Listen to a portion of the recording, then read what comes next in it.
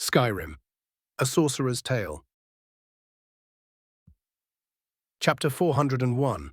Chapter 21. Minthara's Troubles and Vampiric Squabbles. Minthara's POV. The spectators hold their breath as I stare down at the immaculately crafted board representing a section of terrain, my mind hard at work as I observe the many figurines positioned on it by my opponent. There is no shame in admitting defeat. Julius Gracchus says a bit smugly, "It has been many years since I was defeated in a proper game of war." Ignoring the smug twat, I narrow my eyes as the beginnings of a plan start forming. Soon my hands begin moving the figurines, far faster than we were playing for the past few hours, the general of the Imperial Legion forced into following my pace lest he be seen as too slow in contrast. My seemingly nonsensical moves baffle him for a while, but after I have my light infantry ford the shallow river leading to his supplies, his eyes widen and he realizes what has been happening. For almost a full hour I had been preparing his forces for a full surround, the wisdom I inherited from my slain kin easily allowing me to plan dozens of moves in advance. General Gracchus is forced to watch turn by turn as my imaginary forces completely dismantle his own, taking minimal losses in return and completely ruining his admittedly good strategy for countering my Nordic army with his legionaries. A complete silence overtook the gathering of officers as the lot of them gawked at their leader's complete and utter defeat. I must admit, the general mutters, still a bit stunned, "I did not even consider things would go this way." His dazed expression shifts into one of cheer in a near instant though, as he looks up to me. "Though this just serves to prove that the Emperor was right in granting your wish." He chuckles loudly. "The Empire shall indeed rise once again." The sudden shift in attitude seems to shake the rest of his people from their stupor as they all begin offering their congratulations, some going just a bit too far in the praise and turning to outright flattery. I carefully made sure I did not glare some of them to death as their gazes wandered just a tiny bit too low. Honestly, if the idiots kept going like this, I will have to start promoting the women over the men when the time comes. At least they have some propre. And one of them is staring at my ass. "Great. Say, Julius." I turn to the general. "Think you could send over a copy of this game? Raven would definitely like it, and I admit it is kind of addicting." "Certainly." The man grins. "I will have a personal edition carved out for you at the first opportunity." His voice lowers by a bit as he leans in, and speaking of opportunities, I have just received news of a tribe of minotaurs that has settled in the southern Colovian highlands. My boys and girls would be delighted if we got the chance to prevent any unfortunate happenings. The southern highlands. I raise an eyebrow, the same highlands that just happen to be next to the Hammerfell border. A simple coincidence, I assure you. He doesn't even pretend to be speaking the truth. "And all of these boys and girls," I enunciate slowly, "are volunteers, yes?" "Indeed they are." He grins. "Veterans mostly see, too agitated by their experiences to remain idle." He could have smacked me in the face with the insinuation, and it would have been less subtle. "So they want to go on one last hunt, eh?" I smirk lightly at the surprisingly devious man. "And since most of them are no doubt from the West, disbanding them after the mission and paying their retirement with their equipment and a large train of supplies would just happen to be the most prudent choice, yes." But of course, the general nods along as he leads me to his study, his officers pretending to be engaged in conversation with each other as they listened in. It wouldn't do for us to needlessly burden our comrades with the extra marching after all. I close the door behind me and speak clearly. "All right, Gracchus, cut the bullshit. What base are we hitting?" The man's easy grin widens into a bloodthirsty one as he whips out a highly detailed map of all the ongoings in Hammerfell between the Red Guards and the Thalmor. The position of Odahviing's own band of 5 dragons marked in the mountains as well. No one said I couldn't do some scheming of my own on the side, right? Besides, all I was doing was going on a simple, enthusiastic walk. Raven's POV. Huh. I blink in surprise as I block a rather potent, at least magically speaking, stab of Alor's silver spear. The farmer dashes away in a few well-timed steps and takes a defensive position. "My lord?" "Apologies." I shake my head. I just felt a sudden surge of pride and couldn't identify the source. "That does seem odd." Alor nods, a sudden wry twitch on his face. "And as much as I might desire the pride to be directed at me, I doubt my improvement in combat is worthy of such praise. So very verbose in hiding your aspirations." I deadpan at him, and he permits himself a smirk. "You have improved considerably, especially with the way you tend to tense your magicka and rapidly vibrate it before every strike. Very inspired move, that one." Seeing as I obviously wasn't going to resume our bout, he lowers his stance and twirls his spear into a more relaxed hold. It is still in its experimental stages, but I have found it greatly enhances my ability to destroy a target. I thank you for your praise nonetheless, however. I nod along. It is certainly potent at cutting through defensive enchantments and, to a lesser extent, physical armor. I unsummon my weapon and crown as I keep speaking, though you seem to still be limited to only melee application of the skill. To my eternal shame. He bows his head just a tad too dramatically. My control has not reached such a level that I can keep the vibrations going beyond what I am physically interacting with. Fucking duh. I deadpan and he startles. You need to intertwine the vibrations into your spell matrix if you wish for it to transfer. The level of control you'd need otherwise is something even I have trouble with, and my entire bloodline is focused on having perfect control over magic. Ah. He blinks and scratches the back of his head. I had hoped to challenge myself into a superior focus, yet it seems all I achieved was folly. Rolling my eyes, I wave for him to follow me to the pavilion, where only a few hours ago I was cheerfully entertaining a trio of prestigious guests. Irritating fat Corollians aside, I kept talking. It is still a good idea to practice as you do. External control grows exponentially more difficult with each bit of distance you add, and any increase in instinctual control will allow you to cast spells of greater complexity more easily. So the issue is in practicality then? His eyebrows raise in realization. Admittedly, a rather simple solution, far simpler than I was expecting even. Being ambitious is all well and good, Alor. I speak again as we each take a seat, and I wave for a servant to bring us drinks. Being over-ambitious, however, will just damage you in the long run. Do the best you can, but be wise enough to realize some things come only after years of practice and understanding. I will be sure to temper myself then. He inclines his head. A moment passes and I perk up. A thought occurs. His attention is immediately on me. Since your control is limited to your body and its closest proximity, why not find a way of integrating it into a short-range cloak-like spell? It won't be as empowering as a flesh spell, but could still offer some great protection if placed atop it. That. He blinks and cups his chin. I will need to consider your idea thoroughly, my lord. He offers his thanks, and we both take an extended moment to relax. Naturally, as the great Murphy demands, this was exactly the moment one of my guards approached the pavilion and gave me a clipped salute. My lord, a messenger has come to petition for your time. Did he introduce himself? I quirk an eyebrow. He did. The sworn Mer nods.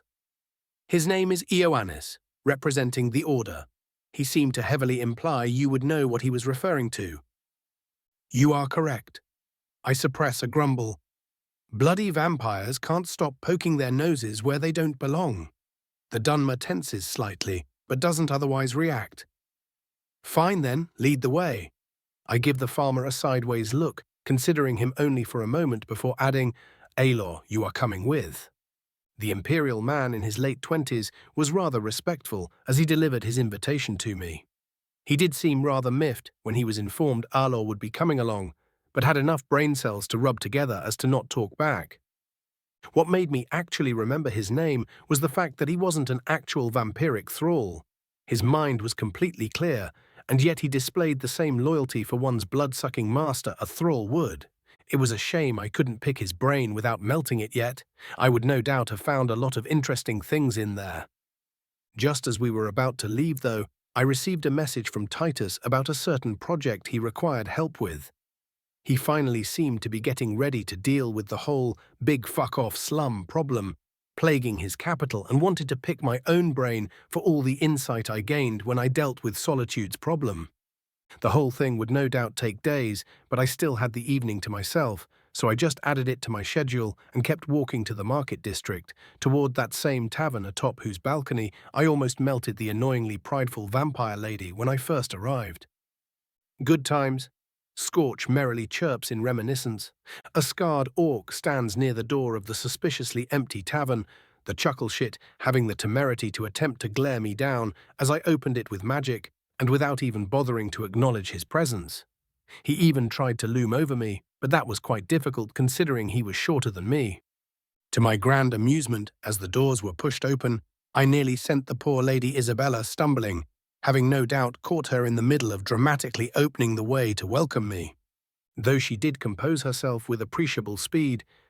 "Greetings, your lordship." She bows her head. "The order thanks you for your prompt arrival and offers apologies for the inconvenience." "Yes. Yes." I wave her off. "Do take me to your so-called ancients. I am curious as to what they thought would be worth my time." She gulps but nods and starts leading me down a series of stairs. "Pardon my impertinence." She speaks up after a while and I wave for her to speak.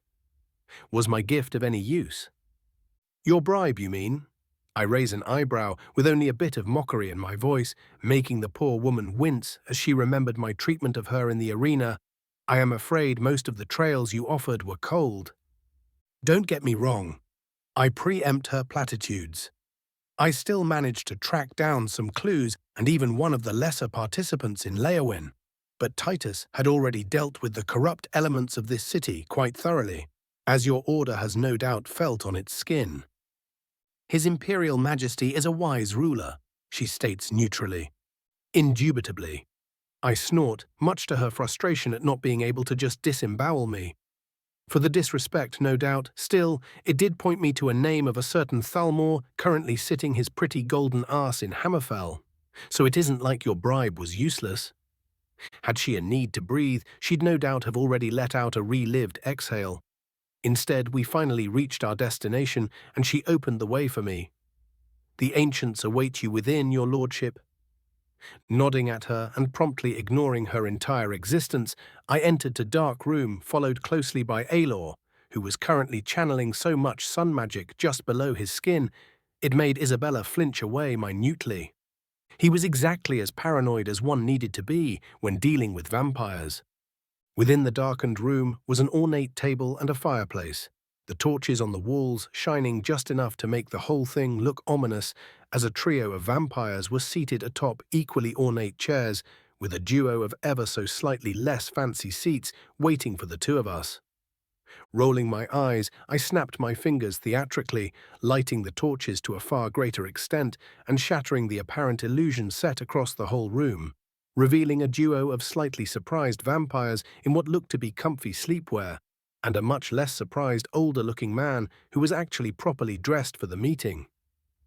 Also, the whole room now looked like what one might describe a particularly opulent medieval nerd cave, with tomes lining the walls, maps laid out all over the place, and numerous artifacts of impressive diversity thrown about in a chaotically orderly fashion. I quickly found my opinion of my host rising. "Ha!" The older vampire, a silver-haired man that felt vaguely familiar to me, chuckled. Viren had that same reaction the first time I invited him here.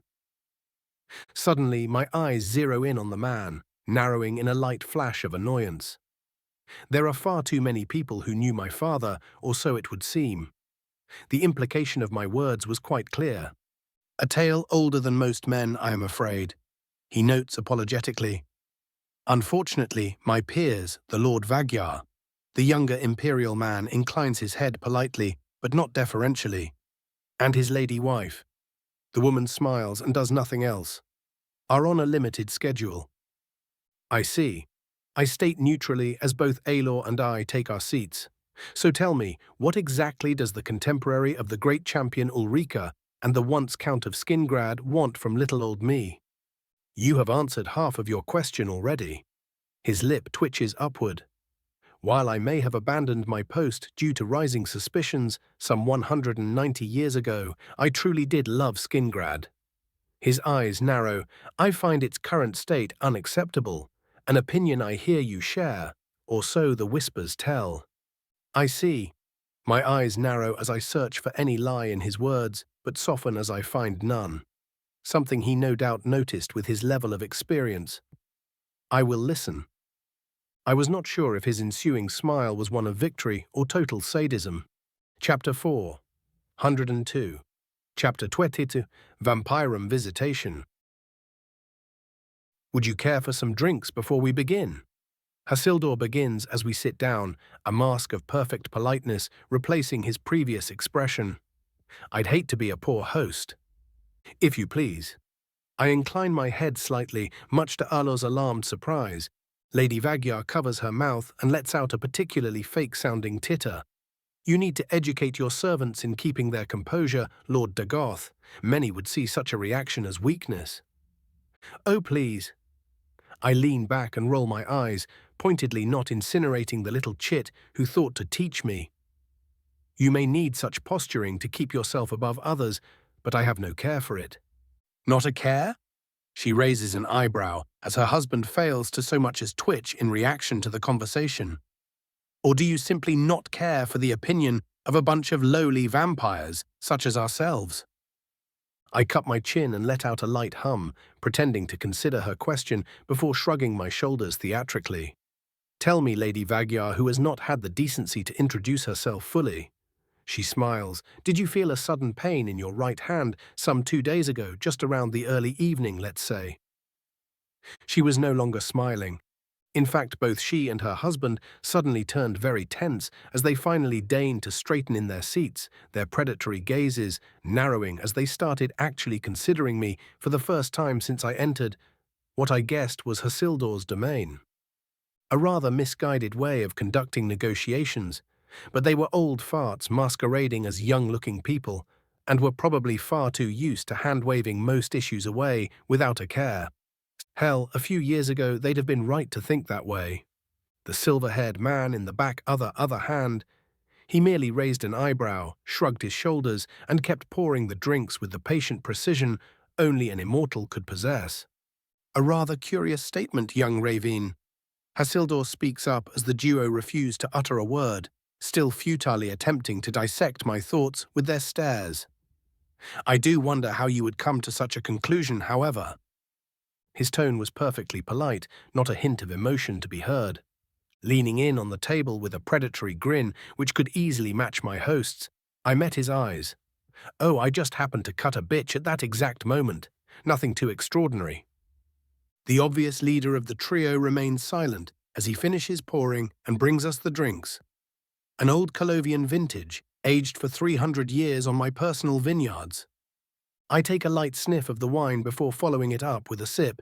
It was delightfully sweet, not something I usually partake of, but a mer can only drink so much mead before he starts craving some sweetness in his drink every now and then. Not that mead was bad per se, just not my favorite. That particular position was reserved to dark, bitter ales, at least as far as alcoholic drinks went. One needed to take but a glance to know what my true favorite drink was. Knew it would suit your palates. Hasildur grins lightly as I take a split second too long to respond.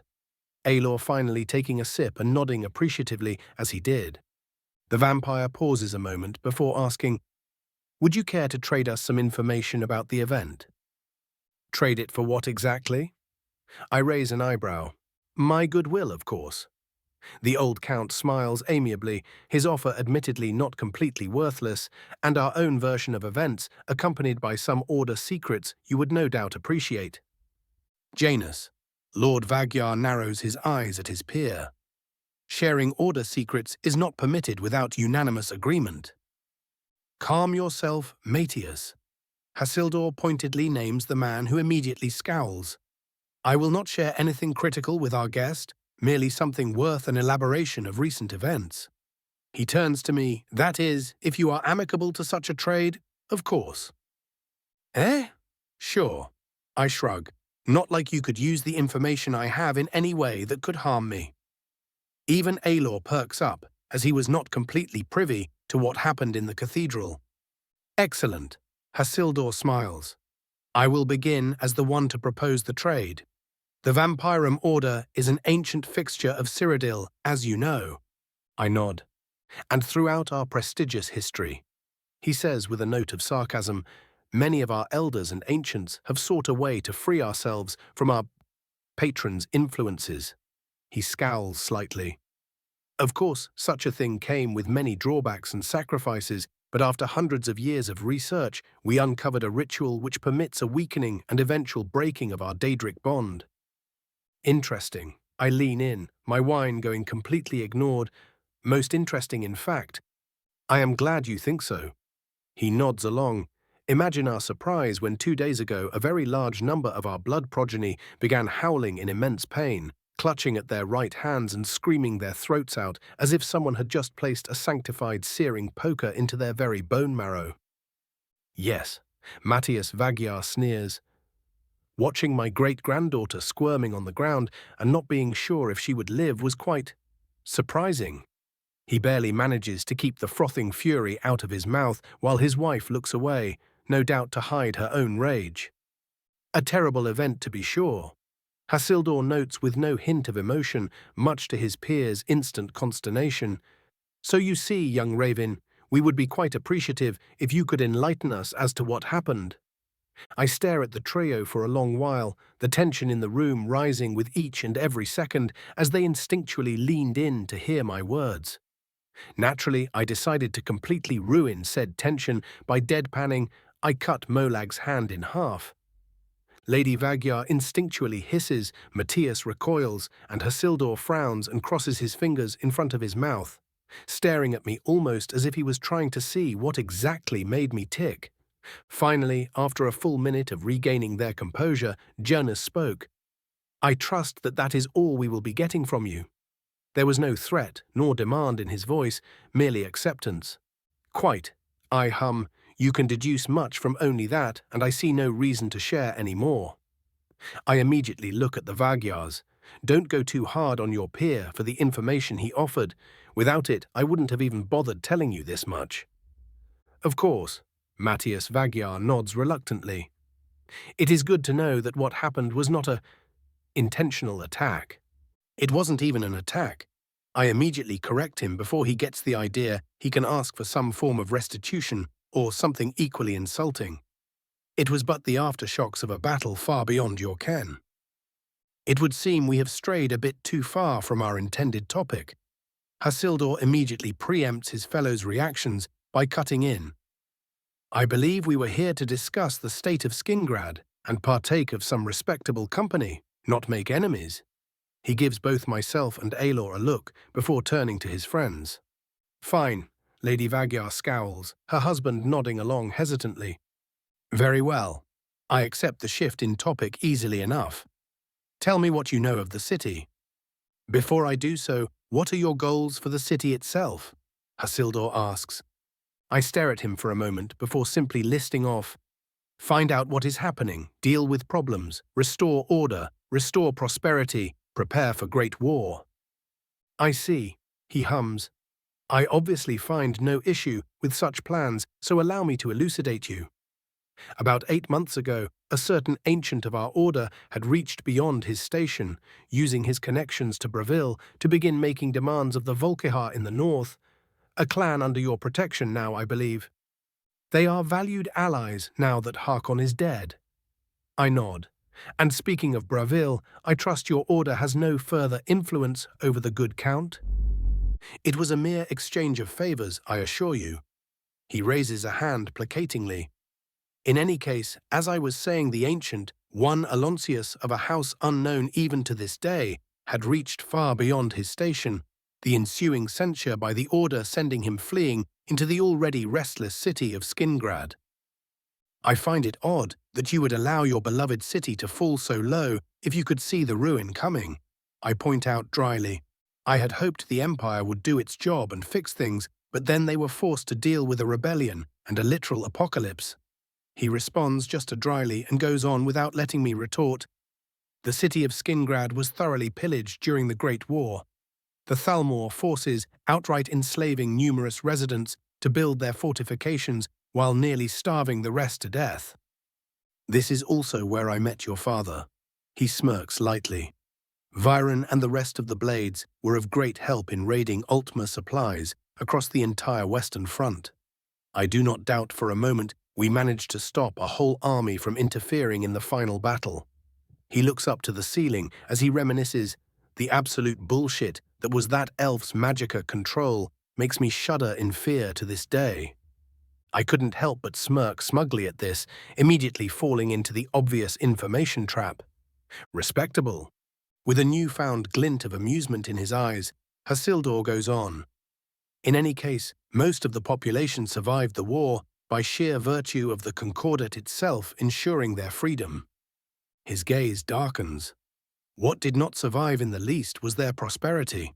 Homes were destroyed, businesses ruined, connections and agreements broken, and to top it all off, the same count who surrendered the city in the first place and then spent a small age in a Thalmor prison returned to his previous post as if he had never left. I am guessing Count Ferontius is not greatly loved by his people? I ask somewhat rhetorically. This situation was eerily similar to Marcus Caro and even Ulfric before him. The Thalmor knew how to stir shit up, I will give them that much. Not in the least. Hasildur notes darkly. So much so that a certain populist movement has been on the rise for the past few months. We were as of yet unable to find out the leader, but what we do know is that they are being aided by ancient Aloncius, an unidentified cult of some sort, and the Thalmor themselves through numerous proxies. A populist uprising, I mutter and then shrug. At least they are innovative. You seem, Lady Vagyar interjects, almost fine with the idea? I have nothing against the concept of a people ruling themselves. I shrug easily enough. I merely doubt any of them possess the capability to create a lasting system without all the faults of the current one and none of its benefits. I see. The ancient aristocrat woman raises her nose in mild disgust. Alor, on the other hand, merely gives me a sideways glance, knowing damn well that I spoke more from laziness than any actual form of approval. He was far too respectful to outright say it, of course, but knowing me for as long as he did, he knew I'd identify the gaze nonetheless. Hasildur clears his throat to get us back on track, and I take the opportunity to ask, and just how turbulent do you expect the state of the city to be? Very, he states plainly. I would not be surprised if we were mere days away from open rebellion, followed by what I can only hope is a limited amount of lynching for anyone even vaguely involved with Ferontius's regime. You know what they say. I shrug lackadaisically. A defenestration a day keeps the corruption at bay. All three of the vampires and my own vassal give me deadpan looks at that. But yes, we can't let the people take justice into their own hands. I roll my eyes. That would just be asking for an uprising every second month. It is good you understand the weight of the situation. Hasildur sounded almost relieved as he said that. I do tend to possess reason and understanding. I grin, hidden behind a mountain of my own personal brand of enlightened wit, of course. Before any of them can react to the obvious bait, however, my whole demeanor shifts and an invisible weight descends upon the underground chamber. Now that we have established what is happening, I speak clearly and without a hint of my previous laxity. What is it that you want out of this deal? Hasildur grits his teeth as he feels the magicka around him begin to buzz in a certain pattern he knew to be rather deadly to undead, my city. He grits out simply, "Oh ho?" He appeared to be far more pissed about Skingrad's current state than he led me to believe. Matthias Vagyar quickly cut in. The Order has been facing issues with our current sources of wealth. The sea trade has been drained heavily in the last few decades. He completely ignores my aura more out of practiced grit than anything. We possess personnel with educations far surpassing the mortals currently ruling the city, and merely ask for the revenues usually owed to the reigning nobility to be paid to ancient Hasildur while he acts as count. My aura intensifies, and all three of them look close to retaliating due to simple self-preservation. Instead, however, they wait for the full minute. I stare them down. not so much as twitching, as I finally spoke. 50 years, you will owe your full loyalty to Titus and Minthara after she is crowned. You will not gorge on the population, nor will you enthrall the undeserving. I lean in a bit more, my voice now tinged with the river of magic flowing through me. Are we clear? Hasildur takes in an unnecessary breath. Crystal. The aura disappears, as if it were never there, as I grin and clap my hands. Capital. I look to my vassal, completely ignoring the bewildered vampires. Arlor, you will be leading this mission. My lord. He stutters in surprise. I have been looking for a reason to promote you. I chuckle. Kindly do not disappoint me. The poor Falmer looked just about ready to have a panic attack. Oh, and Hasildur. I turn to the vampire, who perks up. Do take an hour or 3 to pay me a visit. I am curious as to what else my father did that was yet to be revealed to me. He allows himself a light grin. It would be my genuine pleasure. The Vagyars say nothing, more than content with what they got out of all this and not willing to deal with me ever again. Probably. Chapter 4. 103. Chapter 30. The Revolutionaries Rise. General POV. While the aristocrats and monstrosities of the capital were scheming and making deals on the fate of numerous thousands, the impoverished lands of the Westweald were finally approaching their boiling point. Below the calm exterior of the once mighty vineyard-rich city of Skingrad, a movement that would shake the world was taking form. Or at least those were the thoughts of the one currently walking down its once splendorous streets. A blond man, dressed in the vestments of a wealthy merchant that could pass him as a lower noble, strode through the residential district of his home city. The once majestic manners he admired in his youth were replaced with what could generously be referred to as a shanty town. The utter ruination the Thalmor brought with their invasion, scarring the city permanently, as every brick and board was stolen and used for their war effort. The city walls fared no better. The once mighty stone bulwark, now replaced with a palisade growing out of the foundation of ruined rock.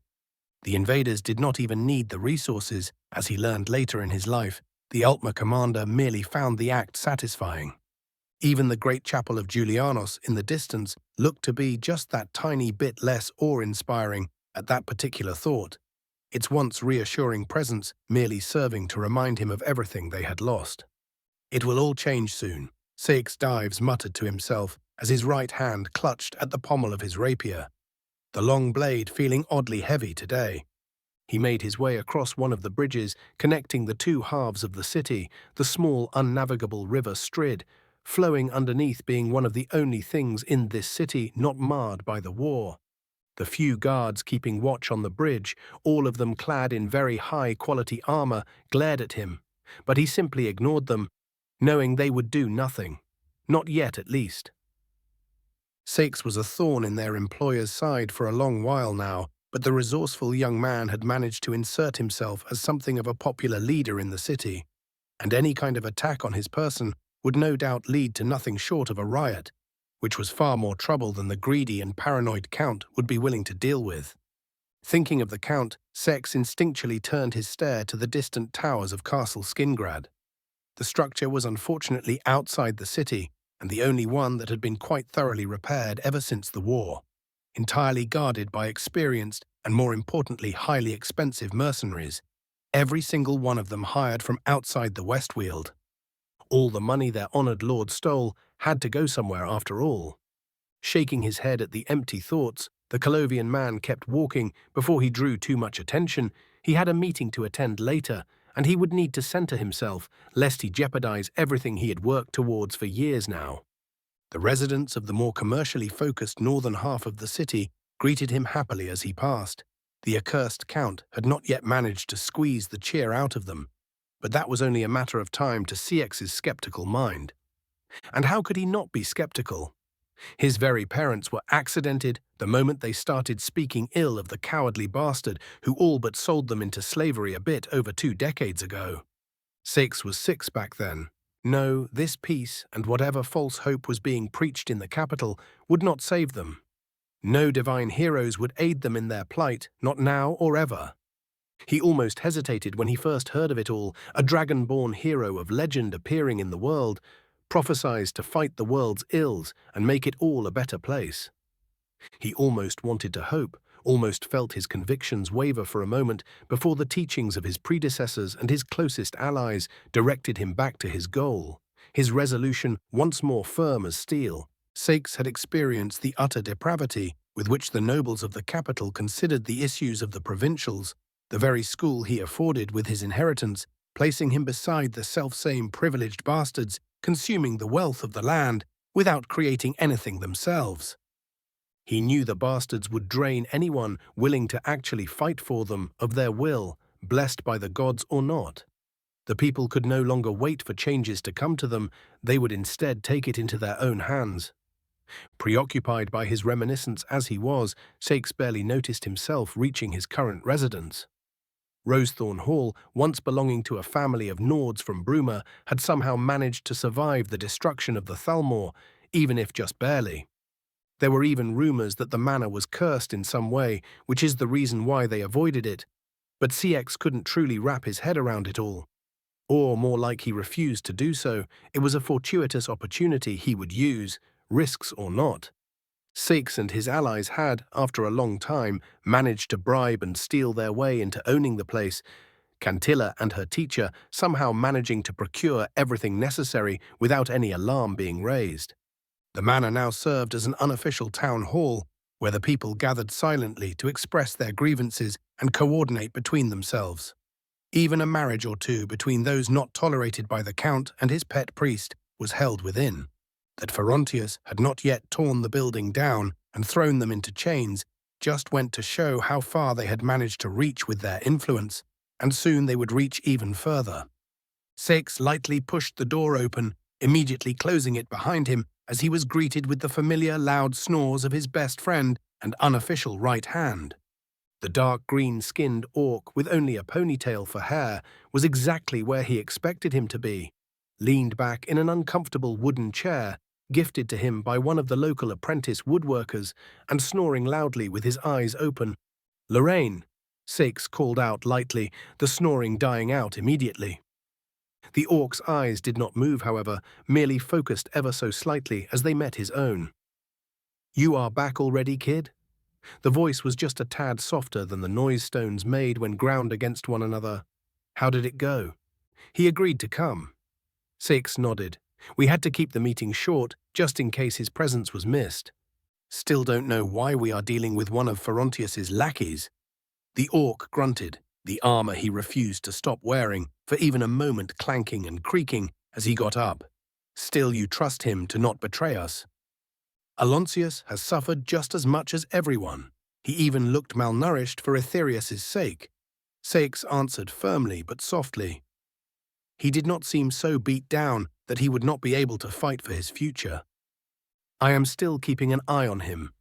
Lorraine growled, and the two of them began walking, the orc speaking after a few moments. "That reminds me, the tree humper visited earlier." "Did he bring the weapons as he promised?" the Imperial immediately asked. "Yes." The orc nodded. 3 carts worth of bows and spears. He only managed a few enchanted ones. Said smuggling in any more would have alerted the castle wizard. Something is better than nothing. Sakes hid his disappointment. Things would go so much smoother if he could get his hands. "You work with what you have, kid." Lorraine grunted and patted him on the back. "Now how about we go for a spa to let "Oh, Sakes Tilda." A flirtatious voice reaches their ears, said Colovian's expression growing embarrassed while Lorraine's face twisted into a snarl of disgust. "Ah, hello there." He awkwardly waved at the human-blooded Altmer woman who just appeared in front of the two of them, not pausing for even a moment under the orc's growl as she slid into Sakes's grip and gave him a peck on the cheek. "Cantilla." Lorraine cleared his throat, though still failed to keep the growl out of his following question. "You already finished?" The now-named Altmer blinks as if she had just remembered the orc's existence and turns to him with a cheerful smile, one that did not fool the orc for a moment. "Oh yes, teacher and I managed to secure access to the sewers. No one will trouble us when the time comes, Tilda." "Now where was I?" she said with a purr and turned to where Sakes was a moment ago, her whole face twitching with pretend surprise as she realized he was no longer there. Her face formed a pout as she crossed her arms like a disappointed child. So many years, yet he is still so very shy, Tilda. Keep your hands off him, Lorraine growled as he suddenly loomed over her. He may not see you for what you are, but I know, and I will not let you touch a hair on his head. So very suspicious. She covered her mouth with a titter, even as her eyes sharpened threateningly. Each wanted to kill the other, but neither was willing to get on Seeks's bad side, for one reason or another. Leave. The orc's tusks were almost touching her face as he leaned in with a murderous look. Oh, fine. The young woman sighed, her stance not relaxing even a bit. You are no fun. She danced away, a haunting tune about a sweet mother that carried a deranged tint, reaching Lorraine's ears, as the imposing orc's instincts yelled at him to just crush the little monstrosity's head between his hands. He kept himself under control, however, and merely shivered in discomfort, mentally reaffirming his oath to protect his friend and guide. It is all for the cause, he reassured himself, even as his hand gripped the hilt of his side sword. The moment we achieve it, her head will fly, and that of her vile teacher as well. The echo of deranged laughter poked at his memory, but he firmed his will and stepped outside. A good exercise would help him steel himself, and those brats passing as recruits needed some survival instinct beaten into them. While his two closest companions were dreaming of murdering each other, Sykes had retreated into his private study, the constant low noise of the hall disappearing as he closed the door behind him. Finally, graced with a moment of silence, he let out a long sigh of relief. He knew damn well that Cantilla did what she did on purpose, and because he made it fun with his reactions, but some things just could not be resisted. Shaking his head, he approached one of the shelves, removing a book on economics and pulling out an almost tattered, featureless booklet. From behind it, he took a seat. The book was unassuming, looking like it would serve better as kindling than as any actual source of enlightenment, but Sykes knew the treasure hidden within. This was the book which changed his life, an accident he stumbled upon in the school he attended, hidden behind knowledge of lesser significance, a relic of a past age long since forgotten. With a solemn look on his face, he carefully put on a silken glove and gently flipped the first page, a prayer and an oath already on his mind as he began reading the teachings of the greatest revolutionary of them all, Alo's POV. Supplies? My lord asked in a slightly bored tone, the savior of my race slumped on his chair with his legs atop an enchanted table. Because of course it was enchanted. Prepared, I answer nonetheless. Propriety isn't something people of true power actually cared for, as I've found. We have enough to last us for months. Lord Dagoth rose a singular eyebrow before shrugging and likely waving the information off in his mind. Overkill is better than going under-equipped, I suppose, and I did give you a generous budget. He tilted his head in thought, the act looking rather unnatural as he righted himself a split second later. You could always use it to bribe people into dying for you as well, so there is that. A fair point, I thought, already noting it down mentally.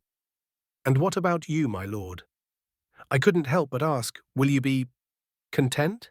Asking him if he would be all right would be downright insulting, with the vast majority of your guard detail missing. He lets out a light snort. Don't worry yourself about that. I will just ask Titus or Minthara for help when necessary.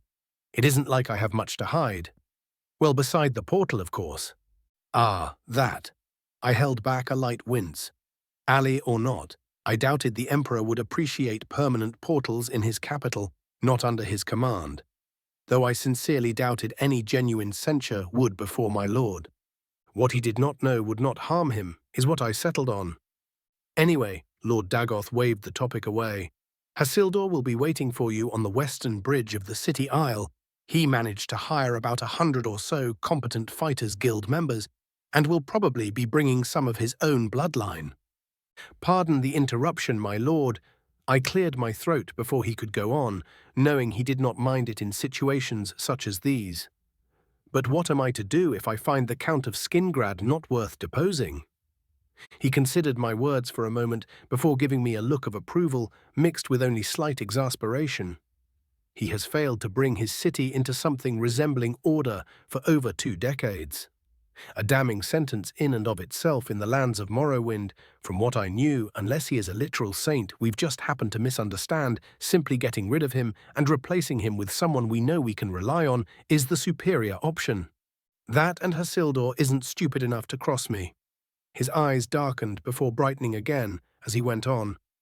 The situation we find ourselves in does not allow us to be universally fair to everyone, Aelor. We will ruin lives of the undeserving, no matter what we do, but we will do so knowing that the fruits of our work will be far grander than the rest will be able to achieve. The kernel of doubt that threatened to fester in my heart died a silent death. He leaned in, somehow looming over me even while seated. We will make this shithole a better place for everyone, mark my word. His serious expression twisted into a light smirk. Now go forth and bring me victory. Always one for dramatics. I couldn't help but chuckle inwardly as I bowed and offered my oath to see my orders fulfilled. Within mere hours, just as the sun had begun to set, I had met up with Paladin Anondor and the sworn Mer, and we marched out of the district, our lord's expectant eyes on our backs the entire way. Raven's POV. Turning away from my soldiers, my eyes zeroed in on a suddenly startled Minthara, who had managed to enter my study with appreciable silence. Trying to sneak up on me, really? I deadpan. It is good practice. She excused herself immediately. I was just about to continue with our usual banter, but she stopped me by raising a large wooden box that looked to be ornately carved. I brought gifts. Gifts? I quirked an eyebrow. She sounded rather excited. What kind of gifts? She did not answer, but instead began unpacking what I quickly realized was an impressively complex wargame. Skin what? Chapter 4. 104. Chapter 22. Of Councils and Caravans. A Merry Christmas to all of you of the Western Christian variety. You seem quite chipper today. Titus rose an eyebrow as I sat in his inner council's dedicated chambers, the two of us joined by Aramaris and Francis Villers. Duculus was also there, of course, but at this point I just considered him a feature of Titus more than anything. Just had an interesting evening is all. I stretched my shoulders a bit. Who knew two supercomputer-brained nerds would be able to turn a war game into a game of another kind? I certainly didn't, but it was a damn fun discovery nonetheless. Salacious strategization aside, I ignored Titus's quirked eyebrow and spoke. So, what is on the agenda today? Ara cleared her throat, no doubt hoping to skip the small talk and get stuck in with her own personal passion. As you no doubt know already, we wish to discuss with you the minutiae of resettling the Great Slum currently stuck to the north of the city. While we could manage it to a reasonable degree, your experience in the matter would no doubt prove invaluable. Yes, Francis cut in, with the look in his eyes. Exploiting our access to supremely cheap labor is an impressive opportunity to engorge all of our collective coffers. Titus gave him a sideways glance, the look so scathing the Breton shut his mouth instinctually. While we will no doubt use the opportunity to strengthen the Empire. The Emperor spoke slowly. Our priority is ensuring the long-term prosperity of its people. To be entirely fair, Titus, I cut him off with a slightly apologetic expression. You can't truly have one without the other. Francis's eyes alight with excitement, while Titus grumbles something to himself and permits himself a nod. You are not incorrect, at least not fully. However, we must temper our greed with duty in this situation. An excess of anything usually ends up being counterproductive, so there is no need to even consider going so far. I shrug. You will find that ensuring both their prosperity and that of the wider empire will inevitably go hand in hand if we plan things right. Titus withholds any further protestation. Indeed, Ara nods along and places an impressively sized piece parchment with the outline of the map of Cyrodiil atop the large table between us. She gives Titus a quick look, and he nods. Now, gentlemen, let us begin. The doors behind me are shoved open as the familiar armored steps of the Marshal and Commander of the PO reach my ears, the faint feeling of frustration contaminating the air around them. Titus. Marshal Valenicus speaks without waiting, his frown practically audible. That lousy bastard Julius has overstepped his bounds again. Indeed, Maro joins in, sounding particularly ragged, like he hadn't slept in days. We have discovered he plans on smuggling a force of retirees into Hammerfell to help the forebears with their resistance. Titus merely rose an eyebrow at their admittedly rather audacious interruption, staring the two men down for a whole minute before they remembered themselves and saluted him, offering their apologies and meaning it. This is not the first time this has happened. Titus finally breaks the silence as he keeps staring at the two grown men turned scolded children. Why do you think that is? Maro, having a bit of sense, rose his hand, earning a nod from his liege. Apologies, my emperor, but things are different this time. We know you tacitly approve of such expeditions, but this time, he gives me a quick questioning look. Seeing me not react, he turns back. He got the Dragonborn involved. So that is why she asked me to promise not to be mad before she left. I mutter while scratching my chin, all eyes now on me. How very sly of her. I looked back at them and shrugged. What? It isn't like I can stop her. I tilt my head. Well, at least not without ruining a district at minimum. Ara visibly flinches at the mere thought of the act. Maro gives me a look before absently asking, "Isn't she your—" I merely raise an eyebrow at this, pointedly imitating Titus. The intelligence officer growing increasingly uncomfortable under my stare before I simply snorted and tossed him a stamina potion. Sit down and gather yourself, man. He still waits for Titus to give his approval, with the Emperor merely waving for him to sit his ass down. All eyes now fell on Valenicus. The general, while offering his apologies earlier, still remained standing firmly with his shoulders straight. What I mean to say, Titus, is that Julius is growing too uncaring for the proper chain of command.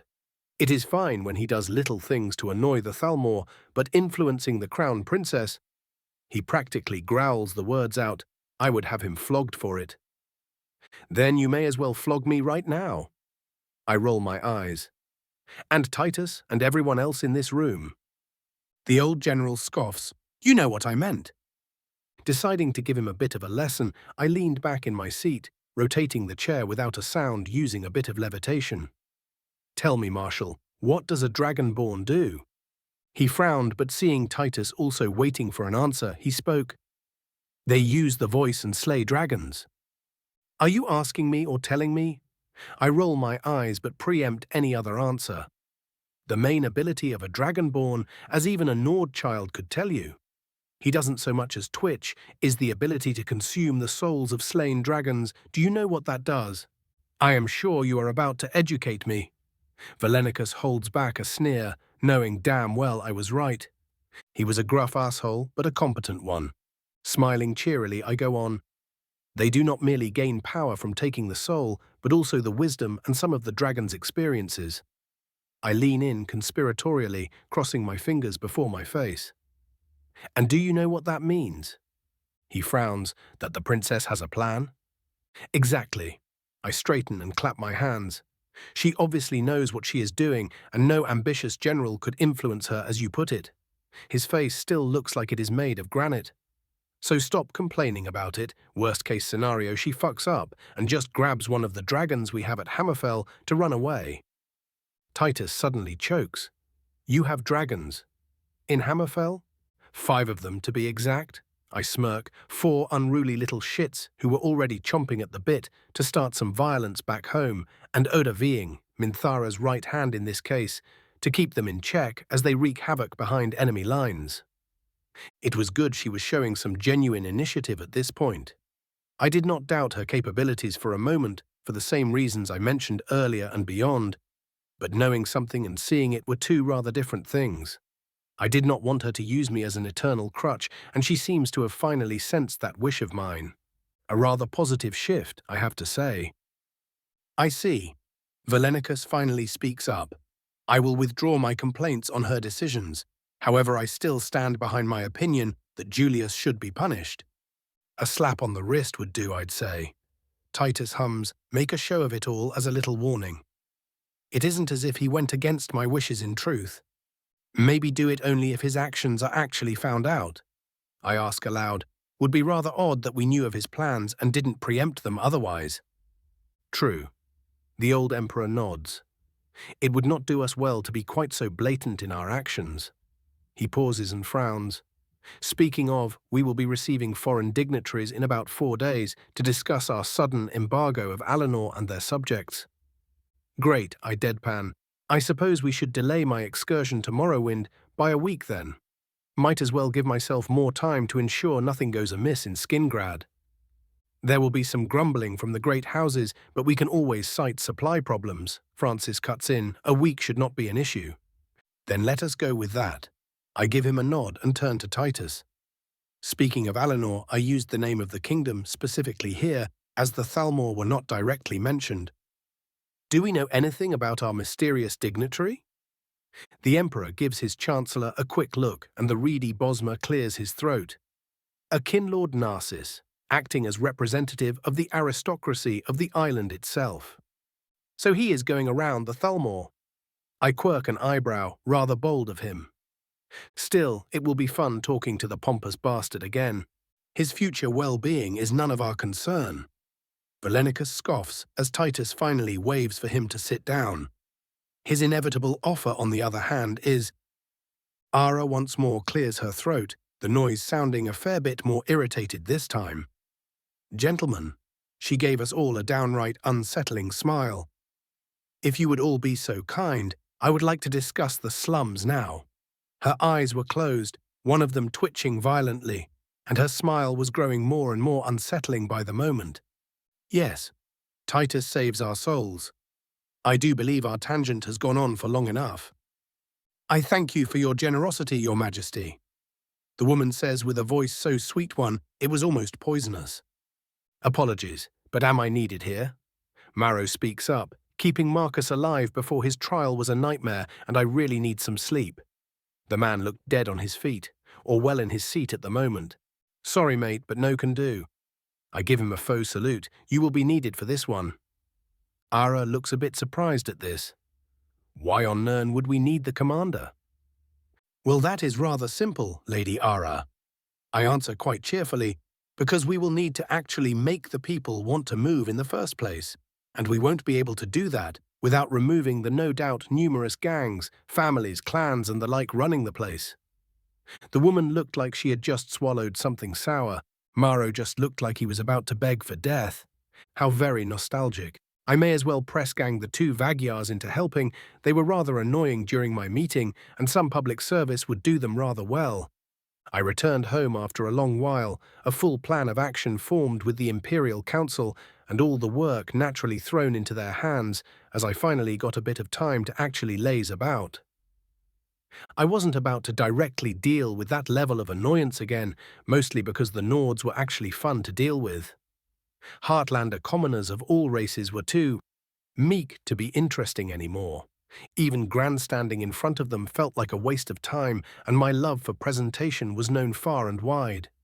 My lack of actual job to do naturally soon turned problematic, as the only company I had were Idrassa, who was mostly stuck in my library studying Dwemertech, and Eldor, who was probably dreaming about founding a dynasty of traders that would live on for millennia.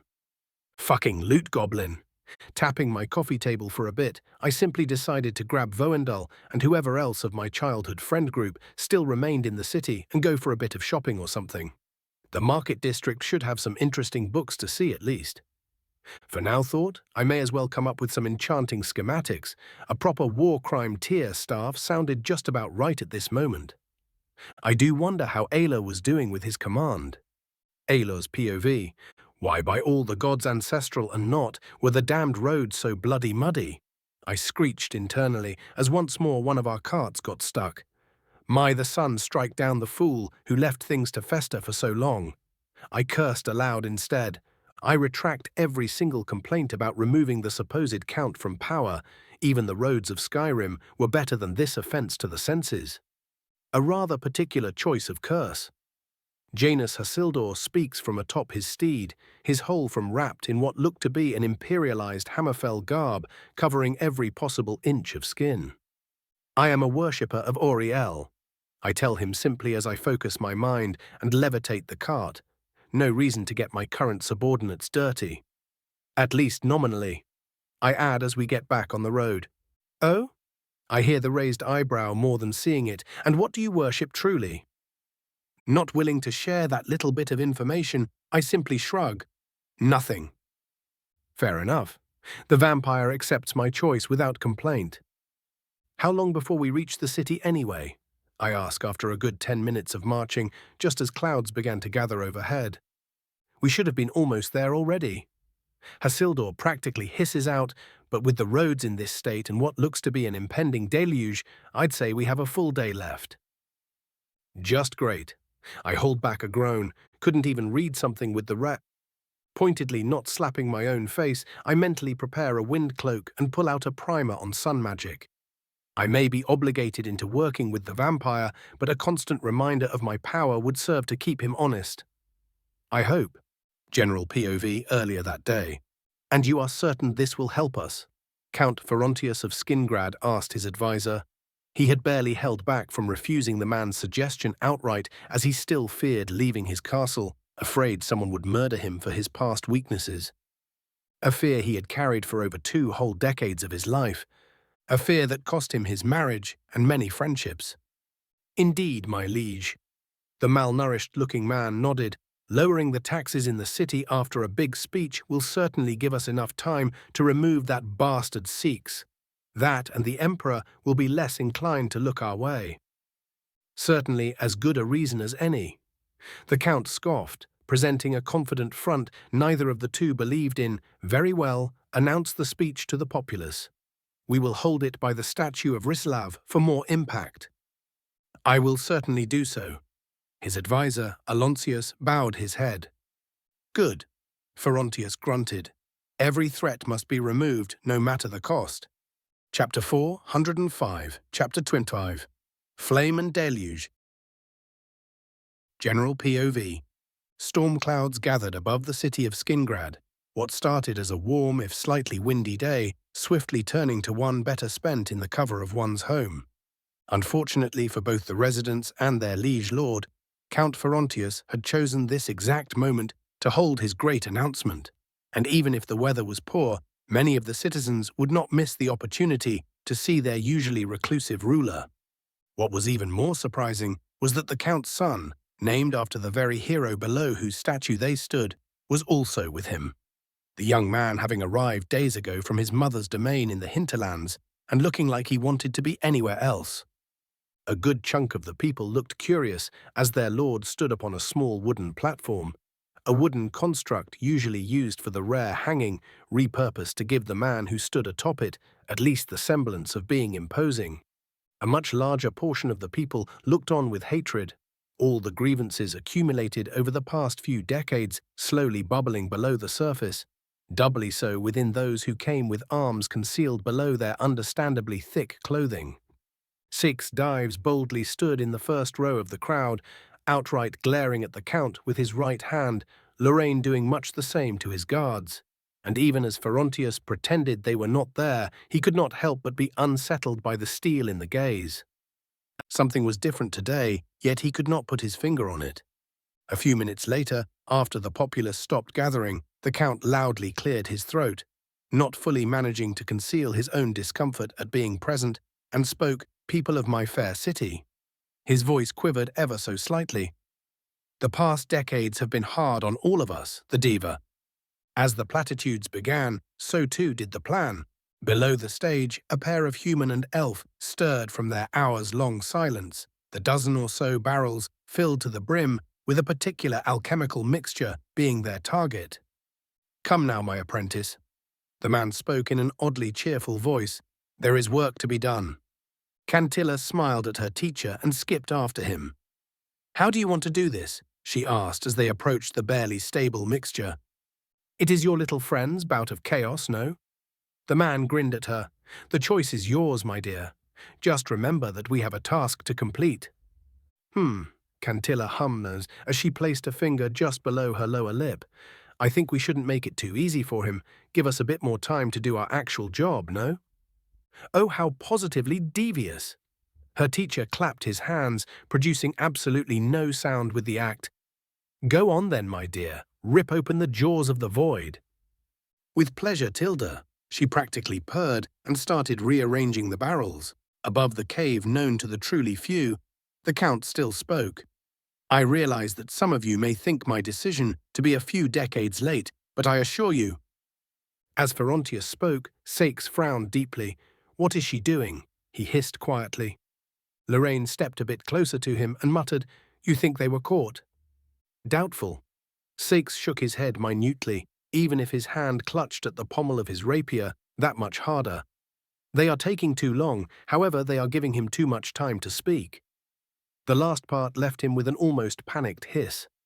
Uncaring for Cheeks's growing unease, Ferontius went on, And so, with your doubtless support, I will petition the Emperor to send us assistance, and will in turn lower the burdens placed upon you, so that we may all grow and prosper.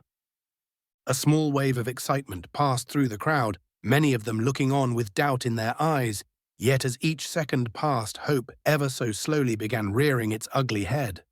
Sakes was growing both panicked and furious, as a quiet cheer soon turned into a much louder one, the window of opportunity slowly passing him by. It was exactly at this moment that a good chunk of the podium was consumed by a loud explosion of flames and concussive force, sending many of the guards sprawling face first into the ground and seemingly completely covering the summit of it in a violent inferno. Even the statue of Rislav the Righteous was not spared as the ancient monument was shoved back, the relatively thin legs of the great hero's horse being too weak to support the entire weight of it under the sudden pressure as a millennia-old fixture of the city was broken. The crowd was stunned for a moment, only the fire being audible before the whole area broke into screams of panic. Sakes rose his hand, and hundreds of those under his banner unsheathed their weapons, many of them immediately moving to calm the crowd, while Sakes and Lorraine started walking to the podium, at least 100 of their fellow rebels following, as the deluge of rain that was threatening to fall for the entire hour of the speech finally decided to descend. The delay in the explosion was an unfortunate development, but he could still turn this around, even if he had to force the people to remain and listen to him. They had to listen to him.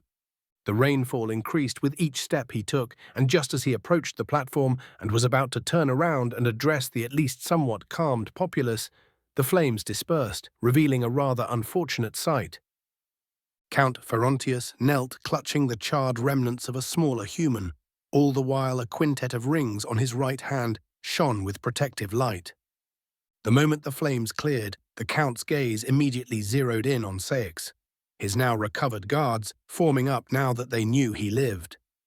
Ferontius kissed the charred corpse's forehead and stood, the only indication of his distress being dried out and charred tears of blood covering his cheeks. Without a word, he unsheathed his sword, which immediately lit up with powerful runes, and pointed it at what he knew to be the leader of the rebels. Kill them. The voice came out in a rasp before it repeated as a scream, Kill them all. Sakes did not hesitate and did much the same grim resolution in his heart as he realized the whole plan went up in flames. We fight. He spoke clearly and loudly, Let us take down this blasted tyrant. And yet, even as he and his men charged the outnumbered guards, Cheeks couldn't help but notice the horrified looks of his fellow citizens. All chaos broke loose in the rain-covered streets of Skingrad. Cantilla was still skipping along her teacher's gate, the terrified screams and furious roars having long since started spreading all around them.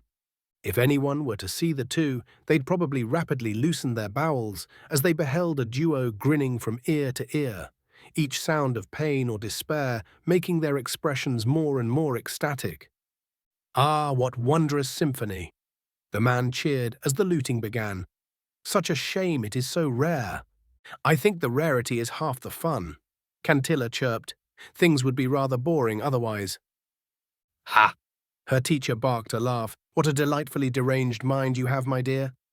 The young woman preened at his words, the skip in her step growing that much more lively for it. Finally, the two reached the chapel of Julianos, her teacher wasting no time in rapidly slitting the throat of the terrified and outraged priest who saw them enter, his body discarded and forgotten in an instant, neither of the duo caring one whit for the golden chain around his neck. Centilla's teacher began tapping the southern wall of the chapel, somehow managing to seem both patient and not as he meticulously investigated the entirety of the stone surface. Finally, something seemed to click and the wall split apart, opening a passage forward for the both of them. They rushed through the damp tunnel, none of their earlier cheer present whatsoever, as they came closer and closer to their target with each and every step. Every tile was checked out, and every corner observed as they approached the underground entrance to Castle Skingrad.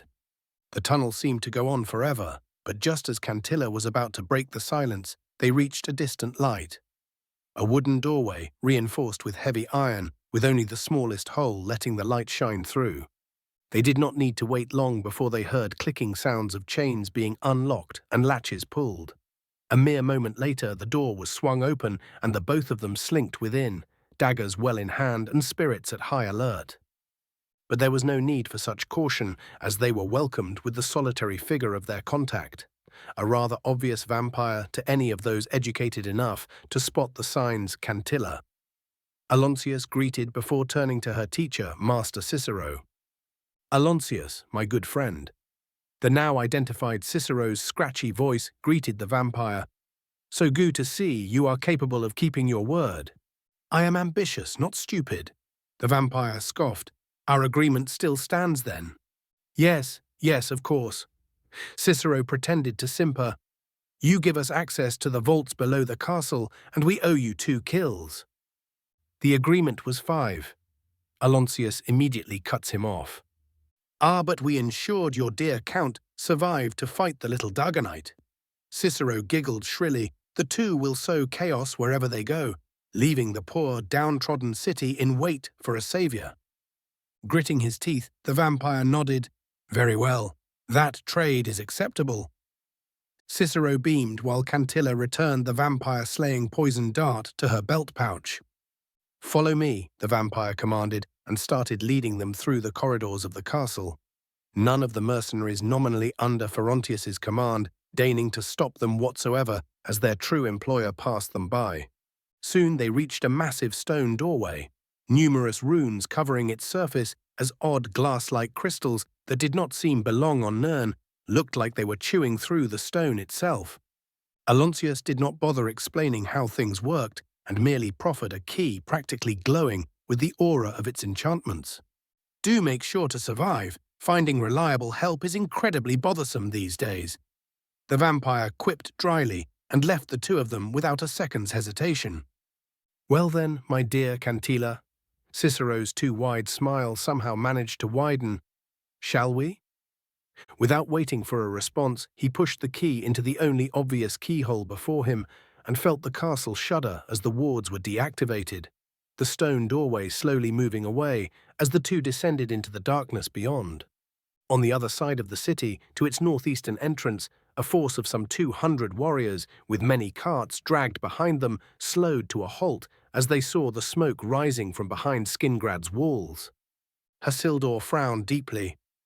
"It would seem we are late." The vampire did not care one bit for the deluge of rain currently slamming into his face as he glared at the ruined remnants of his once grand domain. Or maybe just in time. The farmer beside him pondered, none of the water even touching him as a near-invisible shimmer of magic surrounded his form. "I've found that coincidences tend to be rather rare when it comes to things of this scale." Having had much the same experiences when it came to troubled times, Hasildor merely grunted in agreement and nudged his horse forward. "Come on then. Each second wasted is a potentially dead citizen." Agreeing with the sentiment, Aelor followed after him, their entourage doing much the same a moment later. Hasildor did not expect to simply be let in, though, so he grabbed the lance attached to his barded mount and unfurled the banner rolled around its tip, revealing a magically bright dragon banner. "Hail to the gates!" He called out loudly enough to startle whoever yet remained atop it, for his head twitched to the side just in time to dodge a crossbow bolt. Holding back the urge to leap atop the building and rip apart the foolish mortal, Haslidor growled, "Do you not see the banner I hold you, Felicitna? Open this damned gate in the name of your emperor." "Like I am stupid enough to fall for that." The scared but forcefully firm voice of the gate guard's leader reached him. You must be here to join the bloody rebels, and there is no way in oblivion you are getting through on my watch." Hasildor was just about to respond, but his highly sensitive ears managed to hear something through the loud deluge of rain. "Oi, Sarge," a voice hissed. "What?" The same voice which denied him answered, "Rebels approaching." The other one answered, "Dozens of the bloody bastards." "Fuck." The apparent Sarge cursed before addressing Hasildor again. "Oi, you lot. Wait there while I contact my superiors. We will see if you are speaking the truth then." "He seeks to lie to me so openly?" Hasildor muttered, more amused than offended. He turned to his companion with a raised eyebrow. "Do you think I should just jump up there and get this over with?" The farmer pondered for a moment before shaking his head. "No, I do believe my lord has taught me of something quite necessary in situations such as these." "Oh?" Hasildor leaned in. "And what is that?" The farmer clapped his hands, removing the invisibility spell from a massive metal form behind him and revealing what looked to be a much larger Dwemer centurion, with the usual Dagoth twist on it. Aelor smirked at the gaping vampire as the massive construct began lumbering towards the city gates. As the machine rose its hammer hand, the elf finally gave his answer: "Presentation." The gates shattered, revealing a group of lightly armed and armored rebels stuck in what could barely be called a proper fight with a group of city guards, all of them now deathly silent and still as they stared at the automaton. Chapter 406, Chapter 26, A Rainy Day. Alor's POV. A mere second passed as the startled group stared at my personal centurion construct before Janus Hasildor, still holding the bannered lance high, rode past it without a single care. "Stop this squabble in the name of your emperor." The guards wisely backed off, still keeping the semblance of their shield wall but lowering their weapons, while the rebels were less than cooperative. The only one among their number who was either influential or wealthy enough to be equipped with a suit of chainmail over the same gambeson the rest wore, quickly waving for them to retreat, but also to prepare for a battle as their hook-like spears were quickly pointed in our direction, in addition to the confused guards. Those gambesons must be hell to wear in this rain. I noted idly as I rode up to Hasildor's side, Anondor and his subordinates marching in behind me, their own weapons readied in a far more organized wall of halberds. The rebel leader was not content to simply let us waltz in. "Do not fear, my friends." He called out, "We will not fall before these servants of the corrupt." He looked just about ready to start a full-on charge, no doubt leading his entire group, close to 100 as I noted quickly, to their imminent deaths. And I had no patience for such idiocy. Snapping my fingers while grasping on my silver spear, I felt my magicka momentarily sizzle under the heavy rain before a ball of vibrant but not quite golden flame formed in my palm, the slightest nudge of my mind sending the bolt flying forward and bursting the idiot's head in an instant. I retracted my outstretched hand, pausing just briefly enough for the rebels to realize exactly what their situation was. And then I spoke. "I will give you all one chance to drop your weapons and surrender yourselves into Imperial custody. Anyone not willing to see sense may step forward and join this idiot." The helmet of the leader, sent flying up by my spell, falling atop his corpse with a muffled bang, only served to add to the threat. They wisely dropped their weapons then, only a few of them protesting as Hasildor's mercenaries stepped in to take the weapons and separate them, so they couldn't suddenly change their minds. "Now," I spoke with a false smile, "will someone please tell me why the city is on fire?" "Yes." Hasildor all but hissed. I too find myself curious, red, absolutely livid about what led to all this. He waved his hand around. Only a few moments passed before the guardsmen split their shields, and what looked to be their leader, if the plumed helmet was any indication, stepped out Sergeant Tolus. He introduced himself with a salute. We aren't exactly sure what happened in truth, but the Count was to hold a speech to the people at the old statue today. Had us all increase readiness just in case something happened.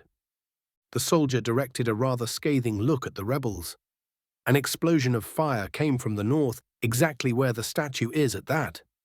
The only reason we aren't sure if the Count even lives is that this bastard—" He spits on the ground near the steaming corpse, kept shouting how his lordship ordered all of them killed and how they were fighting for their lives. "A failed assassination, then," I mutter with Hassildor giving an agreeing nod. "Pardon the question, my lords." The sergeant spoke on, "But who exactly are you?" "Janus Hassildor," the vampire answered before I could. He was the nominal leader of this mission. The soldier immediately gawked at him. "That is a powerful name round these parts. This some kind of jest." "My father wished me named after my ancestor." The vampire lied easily, immediately earning the attention of almost every soldier and even the rebels. "We are here under direct imperial orders." I cut in. "I am Aelor of House Dagoth, serving as representative of its honored lord." My words, too, earned a fair bit of attention, but not nearly as much as Hassildor's. Now that we have that cleared up, I turned to the rebels. What exactly happened? Another mildly better armed rebel stepped forward, the two fighters next to him staring at him, with weapons ready. "We don't know exactly," the man said honestly. "We was told to be ready as today was supposed to be the day we overthrew the Count, but then everything went to shit." He did not look even a bit apologetic about his language, an oddity south of Skyrim. "Right," I nodded. "We seem to be wasting time here then." My eyes met the sergeant's. "Can you keep these prisoners safe and contained here?" He gave the looming centurion a nervous look before clearing his throat. "Should be able to 'ole them up in the gatehouse, but it ain't going to be comfortable." "I do not need them comfortable, I need them out of the way."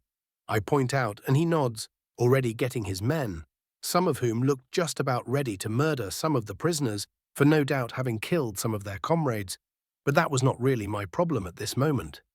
"We should get moving." Hassildor spoke up. "We do not have the manpower to outright pacify the city, so cutting off the head of the snake seems to be the only option. We can gather guards on the way to bolster our numbers." "What about convincing them?" I ask the immediately obvious question. "We can't waste too much time with each group." "That is true." The vampire frowns and turns to the sergeant. "Soldier, can you spare us a few of your men?" The man turned back a bit surprised, but quickly calmed himself and looked around a moment. "I can spare 3, any more, and the prisoners might start getting ideas." "It will have to do." Hassildor nods, and the soldier immediately picks out a trio of his subordinates. "We have wasted enough time here," he mutters and raises his lance just a bit higher forward. "I would have preferred we made a bit more of a plan, but I suppose just following the fighting works as well." Waving my hand and tapping on my ring, I have Anondor relay the same order, our column swiftly being headed by my centurion. Knowing my lord, he will probably give me the automaton outright if I do well, so I may as well come up with a name. Seeks his POV. "Just die, you bastard!" Ferontius screams at me as he forces me back with wild, furious strikes, every single part of his mind and body focused only on killing me. I want to curse back at him, ask him how it feels to have his family killed in front of him. But his attacks are too many and too powerful for me to have the time or the focus, as I am made to take a step after retreating step. The puddles of water made by the torrential rain not helping me were not helping in that endeavor. But my enemy suffered much the same, thankfully, his movements far too furious for him to actually care about getting stuck in the mud, as the sudden misalignment of his slashes saved my life more than once. He overswung, and I immediately took the chance this gave me to stab forward, cutting into the weaker armor of his armpit and drawing blood only to immediately be pushed back by a vicious pommel strike aiming to break my hand. Lorraine attempted to aid me, but even his orcish fury combined with our numbers were not enough to easily kill Ferontius's elite guards. The bastard seemed to know it as well as he gave not a single moment's care to my fellow revolutionaries, and kept pressing his attack at me, practically throwing me around like a rag doll as I attempted to stay alive. I would not die like this.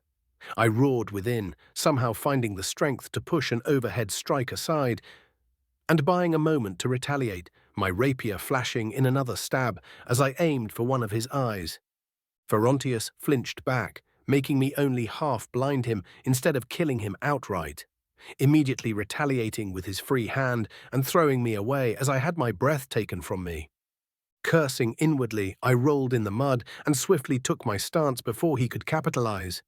We had been fighting for hours, Ferontius's hounds chasing after us with a single-minded focus, while the city was thankfully saved from the spreading flames by the downpour. I barely had moments to rest before the maddened aristocrat would quite literally bash through wooden walls with his armored face just so he could get at me faster. I was covered in cuts, most of my armor barely functional and my sword chipped in numerous spots, but I would not surrender. And neither would my people, as where our strength faltered, our numbers prevailed, slowly bleeding Ferontius's elites, while my fellow revolutionaries seemed numberless. I knew it to be false, but I also knew the value of perception.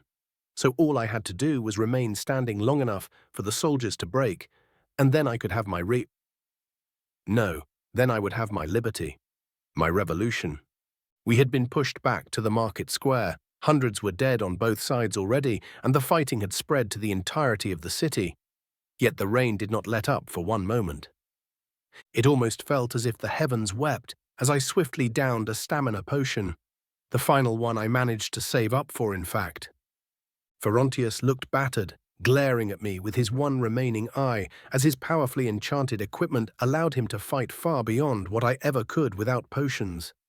I realized this battle was coming close to its conclusion, and he seemed to, as well, as he threw himself into another lunge with his bastard sword, barely giving me a moment to dodge, yet still leaving me with a shallow cut on my shoulder. Just where my head was a moment ago. I struck back with a fainting pierce before changing my attack into a slash at his hand, the armor of which had gotten battered away when he punched through a wall to grab at me. The slash cut into his flesh, making him roar in pain and hopefully giving me a chance to finish him off. Unfortunately, he did anything but give me a chance as he threw his sword at me, cutting into my sword hand as I dodged and making me stumble on a puddle of water and fall on the ground. Ferontius grabbed a piece of a nearby stall. The thin wooden board snapped just correctly to look like a stake meant for my heart. I immediately clutched at my spare dagger. I would not fall here. I roared inwardly. I would bring prosperity to these lands, no matter how many bastards like Ferontius I had to kill. Time seemed to slow down as I felt a pair of ancient eyes focus on me, their stare one of pure disdain, as I was shown exactly just how utterly insignificant I was in truth. Still, the creature, no, the god looking down at me seemed to have found some amusement in my actions, his disdain turning into a bark of coarse laughter as I felt my left hand be suddenly strengthened. Listening to my instincts, I roared in defiance as I suddenly sat up, shoving the dagger into Ferontius's armored chest, the weapon instantly bursting into a form of terrifying lightning and exploding the man's chest in an instant. A silence descended onto the market square as I slowly managed to stand up, Lorraine's strong grip soon joining my efforts as he pulled me up by my uninjured shoulder. Momentarily coughing due to the pain in my chest, I straightened up and looked over the now silent battlefield. Most of the elite guards were dead, while a number of them had fallen back to the far side of the square, still keeping their formation even if 4 out of 5 were dead and the rest were at least lightly injured. My fellow freedom fighters looked at me with awe in their eyes, but all I could feel in my heart was dread, as the godly stare remained stuck to me and I was faced with small hills of the dead, most of whom wore strips of crimson on their armor. My strips of crimson. Still, even if the sacrifice was far greater than expected, we had won. We would have our... Just as I was attempting to encourage myself into speaking up, I heard a rumble to the side. No, to call it the march of massive footsteps, joined with that of horse hooves and armored boots, would be more accurate. Before I could realize what was going on, the sound of horses sped up and a group of my freedom fighters reacted, forming up in front of me and Lorraine as the mounted ones approached in a gallop. It did not take a genius to realize they were charging at us. The impromptu formation of spearmen and billmen was shattered near instantly as a small force of heavily armored horsemen crashed through them, their leader impaling the leader of the formation on a shining lance, rising it high a moment later as if it wasn't weighed down by the armored form of the corpse. The shining banner fluttering from it slew my slowly rising sense of triumph far faster than the death toll ever could. For instead of the banner of Skingrad, Ferontius had been desecrating for decades, there swung the banner of the Empire itself, tall and proud and inevitably declaring our deaths. Aloncius promised they would not know. My eyes narrowed, but I could do nothing. Before I could reorganize my men into some kind of fighting force, I once more heard the massive footsteps. Lorraine stilled, turned to me with a fierce look in his eyes that said far more than words ever could, and charged. Far faster than I could ever imagine, a massive form of a metal giant burst beside the mounted lancer, its hammer-like hand swinging at Lorraine and striking him in the blink of an eye. The orc tried blocking, but all that did was transfer the force into his hands before it traveled into his body, cracking every single bone he had above the pelvis and turning his upper body into chunks of meat a moment later. My people did not fare better as heavily armored infantry struck into our northern flank, quickly joined by the remnants of Ferontius's elite guard, while our south was struck by what I could only guess were elven warriors all wielding enchanted weapons and armor. I could barely manage to raise the remnant hilt of my dagger as they were slaughtered before my very eyes. A mere minute later, I was still barely standing, my form shaking from either rage or despair as two riders closed in on me. The lancer and a snow-pale elf, both of them glaring at me with pure hatred in their eyes. Worm. The elf spoke, the words somehow feeling foreign on his lips. Where are the saboteurs and the vampire? What vampire? He did not even wait for me to refuse him before I was struck with a blast of lightning sparks. Aelor's POV. The little bastard thought he could hesitate in answering. My crackling fingers proved him wrong. We had managed to piece together most of what had happened from some of the guards and imprisoned rebels, and the image was less than ideal. The reasoning behind the rebellion was sound. The Count was incompetent, and the people had the right to fight for themselves if it ever came to such things. Such were the thoughts of my lord, and he had far more experience in ruling than I. They could have gone the legal route, but such was not always possible as I was taught. But to go full retard, as Lord Dagoth often put it, and try and overthrow the entire system, that was just taking things too far, doubly so since he failed to even take his own city without spilling a river of blood. But what drew most of my attention were the rumors of another group helping them, a certain clown fitting the description of my lord's target and a seeming apprentice of his. That was not an opportunity I would ever allow myself to miss. My annoyance with this whole very preventable situation seems to have made me channel just a bit too much of my disgust into the spell, outright knocking the fool out and burning off a good chunk of his skin. Without waiting for Hasildor to reprimand me, as he rightfully should, I immediately called out, "Paladin, see to him." Anandor did not wait, merely giving me a slightly concerned look before stepping forward and shoving a regeneration potion syringe into the idiot's throat, waiting only a moment before slapping him awake. Now, I spoke with a bit of a chill in my voice as the terrified man stared at me with wide, fearful eyes. I will ask you again, where are the saboteurs and the vampire? It merely took me knocking him out another 6 times before I got my answers. Chapter 4. 107. Chapter Tixtim, Pursuing Traitors. Aelor's POV. The spasming body of the rebel leader hit the ground one last time as I finally got the information I needed. Some minor sparks of electricity still sparking atop his twitching body from time to time. Feeling thoroughly drained on an emotional level, I turned to the paladin. Have the traitor prepared for transport. That power he used in the end was doubtless of Daedric origins, and the Lord will probably find that curious at least. Before Anandor could have some of the sworn Mer comply, what looked to be a leader among the deceased Count's elite guard stepped forward. "Hold on," he outright growled at me. "This bastard needs to be executed, not given a new chance at life." Taking in a tired breath, I looked down at the man, Captain. At least I hoped he was one. The Cyrodiilics rarely gave out such ornate armor to lower ranks.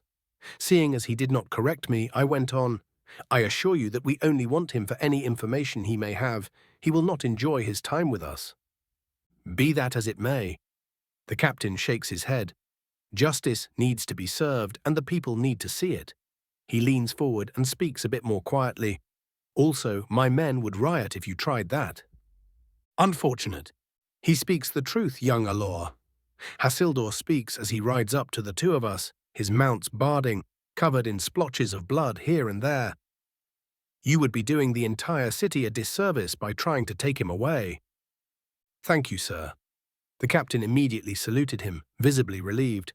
Very well. I try not to grumble. I would still like a bit of time with him before his execution and access to any private residence he may have. Stretching the law a bit there, but I do suppose he does deserve it. Hassildor chuckles, with a tinge of morbidity in his tone, the captain looking like he wants to protest again, but relenting as he sees me get a bit of support. He turns to the captain. You may take command of my mercenaries, use them to pacify the city, but take heed to spare as many of the rebels as possible. They were but pawns in all this, and I would not have my city bereft of its people. Your city? The soldier frowns, his tone half confused and half threatening. Hassildor just scoffs at this lightly. Our primary task was to investigate Ferontius's actions and the rumors of the state of his domain. Seeing as he has failed to the point of open rebellion, he would have been removed no matter his survival. I have been named his replacement by imperial decree should that ever happen. The captain outright scowls at this, but seeing as both his count and his heir presumptive were quite dead at this point, he has no real way of protesting the change. Very well, sir. So long as the decree is in order, I will make sure there are no issues. That is quite heartening to hear. Hassildor chuckles joyfully. Even as screams of the wounded still fill the air, he claps his hands as if he had just remembered something and looks back down to the soldier. I never quite got your name, my good man. Captain Gregorios. The soldier salutes. Excellent. Hassildor grins. You may call me Janus Hassildor II. We will have much to discuss once the city is brought to order. We both ride away from the baffled man, just in time for Paladin Anondor to return from securing the rebel leader, Scribe. He calls me by my unofficial title. The wounded have been taken care of. We can move on whenever you give the order. Casualties, I ask immediately. 1 lost of our ranks and about a dozen Fighters Guild mercenaries. He responds promptly. An unlucky stab to the throat got one of our less careful warriors. Unfortunate but unavoidable. I say even as my guts churn, something within told me I was the reason behind their deaths, even as I knew intellectually that that was not the case. Still, I could battle with my own emotions later. There was work to be done. The young fool said our mutual enemies are holed up within my castle. Hassildor speaks up after a moment. I remember an old secret passage between the chapel and the castle basement. We could use it to sneak in. We can only hope the passage remains. I mutter, how many men should we take? How trustworthy are your subordinates? He whispers loud enough for me to hear over the rain, his eyes flashing with hidden power. They will not say a word, I assure him. Good. He nods. Take 30, have the rest join the mercenaries and guards in pacifying the city. I hesitate for a moment. That was a rather low number to storm a keep, but at the same time I had an old vampire on my side, and my magic was not weak by any means. Very well. I nod after a bit and we both start giving out orders. The delay was inevitable, but we finally got moving after a few minutes, part of me thoroughly regretting the fact I had to leave my centurion behind. The narrow tunnel between the temple and castle was paradoxically silent and noisy at the same time. No one spoke a word, but the sound of metal boots hitting stone was echoing inside of my head, as if someone took a drum to my ears. Our column soon approached the other end, Hassildor and Anondor standing at the front of our group as the most powerful being the first to reach it. Without the barest hint of hesitation, Hassildor stepped forward, his hands elongating into shadowy claws as he grabbed onto both sides of the thoroughly locked and enchanted doors. The protections inscribed upon it held up only for a few seconds before a loud cracking noise reverberated throughout the tunnel and the door was ripped out, hinges and some of the stone surrounding it included. We must move swiftly. Hassildor hissed out, his form looking far more bestial than usual. Half the castle has no doubt been alerted by now. Very well, I grumble. Next time be sure to alert us first. Here is to hoping we get the opportunity to work together again then. He grins and offers me a faux salute. Shaking my head, I snap my fingers, signaling the warriors of the house to follow him, and we begin our ascent into the castle. The first guards fall without putting up a fight. Hassildor was far less willing to hide his true nature now, and his form practically blurred through the halls of his once home, the steel plate the guards wore folding like so much parchment, as they threw them into the walls or ripped their limbs off in swift and brutal movements. Those that survived his initial strikes would find themselves pelted full of crossbow bolts, none of the sworn Mer reacting one bit to our allies' apparent vampirism, as any one of them honoured with following Lord Dagoth south were trained in fighting both with and against creatures of greater power. Theirs was not to question after all. A singular group managed to put up a fight before we reached our destination. The large waiting chamber before the throne room and reception hall had been prepared to receive us, and an ambush awaited us at the entrance. 4 of my men fell to a volley of arrows and magic before we managed to cut them all down, including a white cloak marksman who was struck through his visor by an errant spike of ice. To say I ripped the lesser vampire who did it apart would have been the understatement of the era. Not even the ash remained by the time I was done. The men gave me approving looks at my swift retribution, but I could not stop the growing feeling of unease as I led more and more of those dependent on my decisions to their deaths.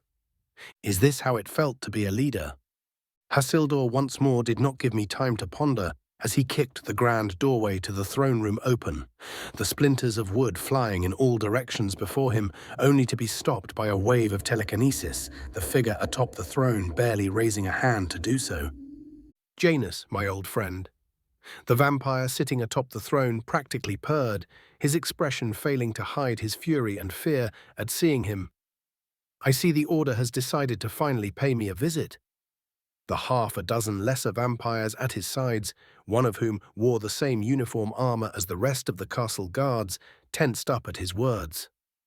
Cut the theatrics, Aloncius. Hassildor scoffed loudly. You have gone rogue, and you know damn well what happens when a member of the Order does as you have. You have enforced such rules yourself, in fact. Ah, yes. The Order, Aloncius drawls, still not even bothering to get up. The same Order who now bows before the whims of some Volkihar girl. The same Order that folds whenever some uppity mage from a supposedly powerful bloodline looks their way. I do wonder, Janus. The host finally stands with slow, deliberate movement. How long will it be before our subjugation is officiated? How long will the vaunted order of Vampirum I had headed for centuries survive now that we are surrounded by the puppets of the gods? The poor fool speaks as if he ever stood a chance at escaping my lord's grasp. I hold back the loud scoff, but not the eye roll. Oh, Hassildor scoffs, really Aloncius, playing the righteous one, a man of your talents. You cannot blame me for trying. He shrugs nonchalantly. Now then, who are these mortals you have brought for me to feast on? I fail to hold back the scoff this time. For someone who is forced to hide from the sun like a rat, you are awfully arrogant, creature. Here is to hoping the creature, who was currently my ally, knew to not take personal offense. The vampire merely rolls his eyes at my response and looks to Hassildor with faux exasperation. And you think we should tolerate the cattle when they are this disrespectful? Seriously, Hassildor, you must be going senile in your old age. Where are the assassins? Hassildor asks instead of being baited. Seriously, you expect me to actually tell you? Aloncius laughs coarsely before cupping his chin and grinning.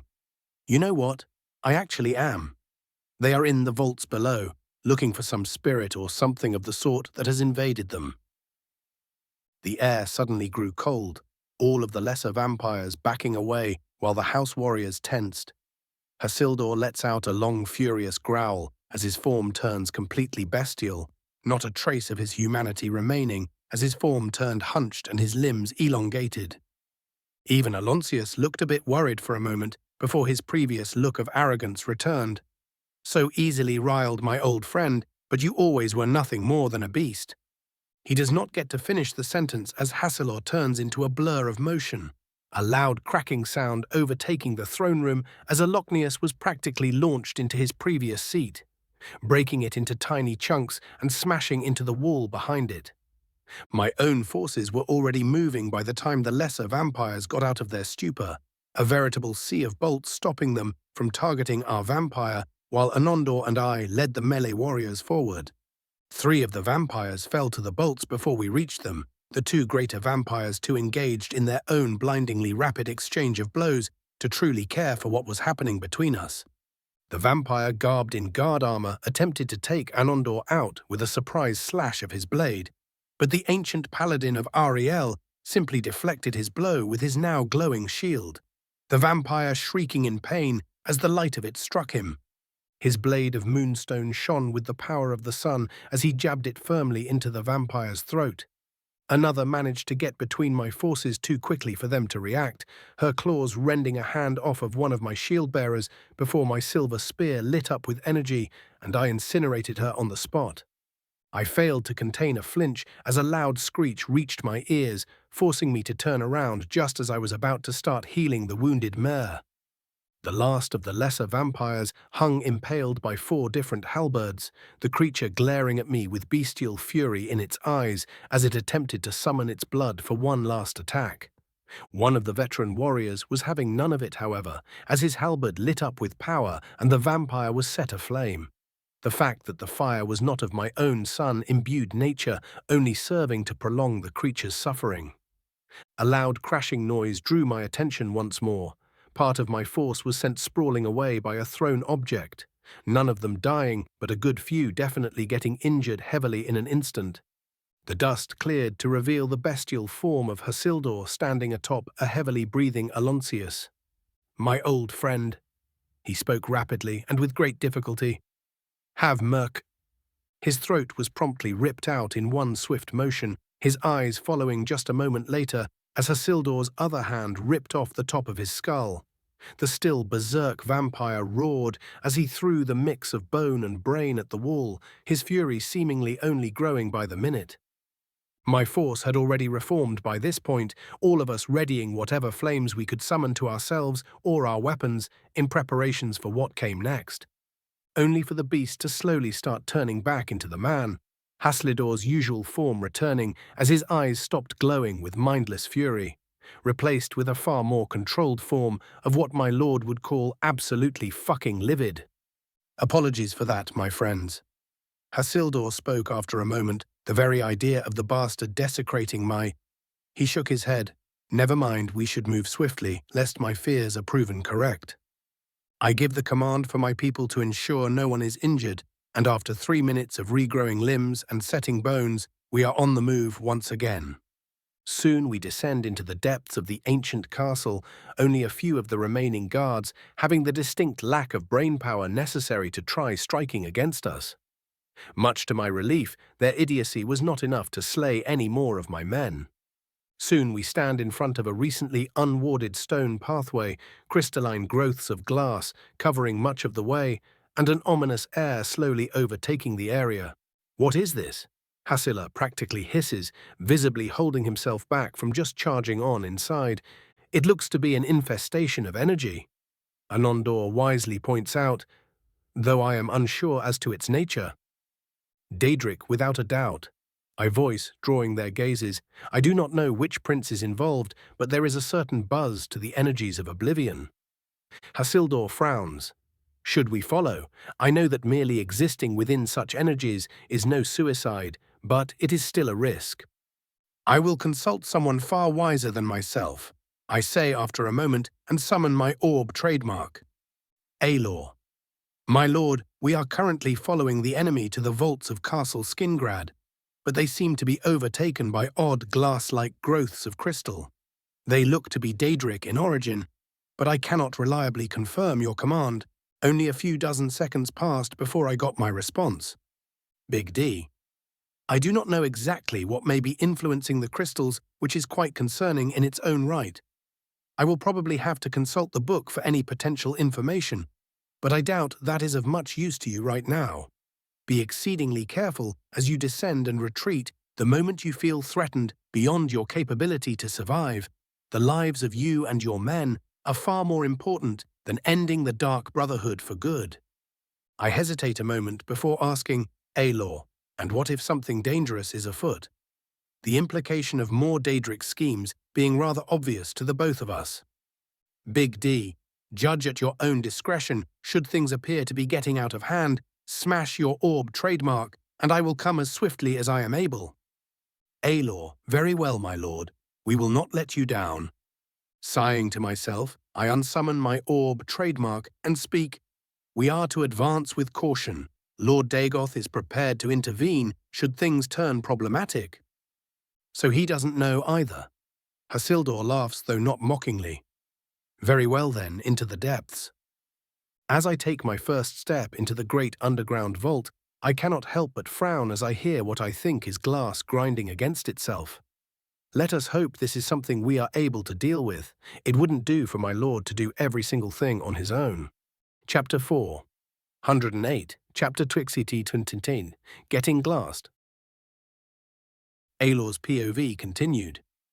Each step we took into the surprisingly bright depths that reflected every sliver of torchlight we brought within 1,000 times over came with an odd tinkling noise, not quite unlike the same as one would make by stepping on glass, but a lot sharper. Our approach would not be a stealthy one, that much was for certain. What kind of place is this? One of the soldiers whispers to himself, the surprisingly acoustic space echoing his words loud enough for most of us to hear. Instead of answering, I turn to Hasildor, whose frown was deepening by the second. He does not notice my gaze for a long moment before startling from whatever thoughts he was stuck in and shaking his head to clear it. This is a vault I built over 2 centuries ago, he says with deliberate slowness, but it was most assuredly not like this. Why would you need such a grand vault? I ask, my mouth outpacing my good sense. Hasildor's frown instantly deepens, but after a moment he still answers, my wife and I became vampires at the same time. I reveled in the power, she did not. He lets out a long exhale. I built this place to protect her while she hid behind her slumber. Knowing I already pushed further than I should have, I gave him what I hoped was a sufficiently apologetic nod, and we focused fully on the path ahead of us, with the vampire leading the way as the structure remained much the same despite the glass-like shards. As we rounded yet another corner of the distinctly too long corridors, we came upon an odd sight that had us tensing up and prepared for battle in an instant. Odd insect-like creatures of all shapes that looked to be made of the selfsame glass crystal surrounding us stood guard before the sole passage leading forward. Momentarily, I considered if the assassins had failed to get past them, but the Dark Brotherhood had their reputation for a reason, so I rid myself of such folly before it could take hold. The creatures, Daedra quite plainly, made no noise save for the echoing grind of sections of their limbs, sticking together and twitching in movement. None of them had any hands, but were instead armed, with long scything blades and terror-worthy pincers. I did not blame some of my men, as they shivered in discomfort at the sight. Only a moment passed before we were detected, and hundreds of glassy eyes twitched in our direction, the creatures letting out odd screeching noises as they began charging at us, their numbers increasing as more of them burst from the crystal embedded within the wall, a good number of them outright dropping on top of us. Thankfully, all of us were experienced hands at combat by this point, so we reacted without freezing at the ambush. A veritable porcupine of halberds swiftly encircling the crossbowmen, as the marksmen did their utmost to remove any attack coming from above. The crystalline creatures did not receive wounds in the usual sense, as they were shot and struck. No blood came free, but instead their forms were chipped once sufficient force was applied, and they would much sooner lose all their mobility instead of being outright banished to whichever plane they came from. Or at least that is what I thought initially before I saw a halberdier strike down one of the creatures with a thrust to the head. The creature let out a burst of force, as most of its kin do once banished, but its body remained, giving rise to far more questions in my mind. Of course, the rest of the Dremora would not simply let us fend off their brethren unchallenged and reform in good order, as a good number of the still charging ones, the larger specimens specifically, as I swiftly realized, began pelting our group with long spikes of crystal.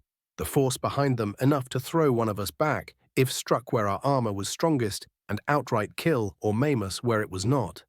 The vampire and I were forced to focus fully on countering the Magi, leaving the soldiers to fend mostly for themselves against the lesser variants all the while.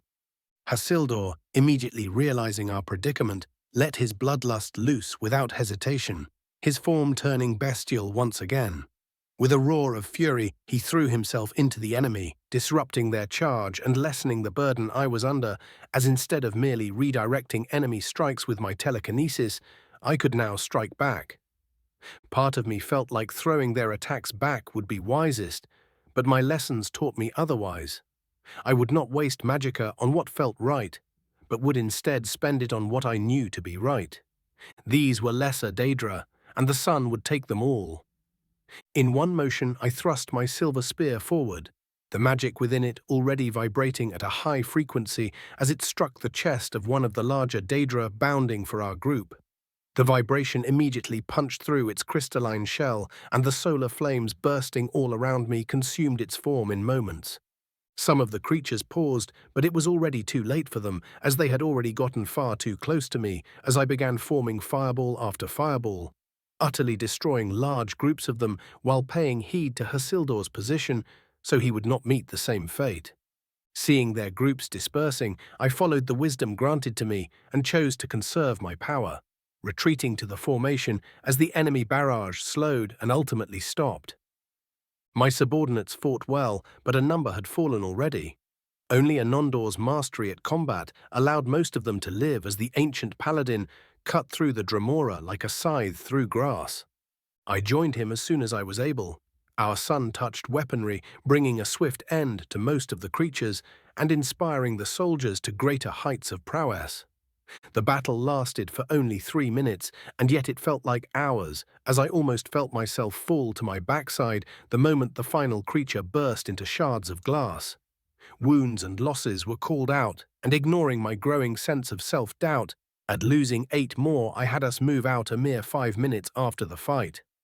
Hopefully the Daedra were not as numerous as I feared. 1 or 2 more fights like this one, and we would not get far. General POV. You know not what you have done. The imposing horned creature coughed out in pain as a black dagger was shoved into its heart, the obvious Dremora's maul falling beside him as he fell onto the ground, clutching at his chest in agony. The hand that wielded the poisoned weapon retracted with almost artistic fluidity before the creature fell, the poison coating the weapon, ensuring the Dremora's death as well as its prolonged suffering before the time came. Another pair of steps joined the light, barely audible movement of the knife wielder, the clown outfit-clad assassin turning to his apprentice with a cheerful smile on his face. "Did you find any other, my dear?" Cantilla looked down to the still-living Dremora and shook her head. "No, this one should be the only one." She paused. "Teacher, shouldn't we just—" She made a throat-cut motion. "Oh, don't be a spoil-sport." Cicero giggled. "One should get a long gaze at the void before being embraced by it." "Yes, but you also told me you hoped to bait someone by coming here," she retorted with a bit of hesitation in her tone. "Distractions could be risky."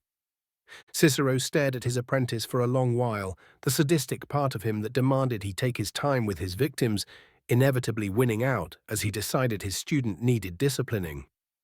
Cantilla twitched with fear as she read his expression, but before he could do whatever it was he planned to, a large wave of magicka shook the underground complex, the distinct noise of glass being broken, drawing both of their gazes. Cicero clicked his tongue and turned to the still twitching Dremora. "Fine, you were right this time, Tilda," he sing-songed as he rose his dagger and stabbed the creature 36 times in a few scarce moments. The clown man had waited long for this moment, ever since the Night Mother made it clear he was not to be the listener of the Brotherhood as he had hoped. The honor of the position was reserved for another, a gutter rat from Solitude, as ordained by all the signs, a young red-haired woman without family or friends looking for a place to belong, a place that would accept her after all the suffering finally broke her. It was so very clear in Cicero's mind he could barely wait. And yet, why had none of it happened? Had the void been deceived? Did the Night Mother make the wrong choice? No, of course not. He had prepared to do his duty for years, to teach the new listener the ways of the Brotherhood, only for a meddling blasphemer to cut it all off and slaughter the last remnants of the Order before guiding the listener away from her destined path. Cicero had hoped beyond hope he would meet the elf and plunge his knife into his vile heart.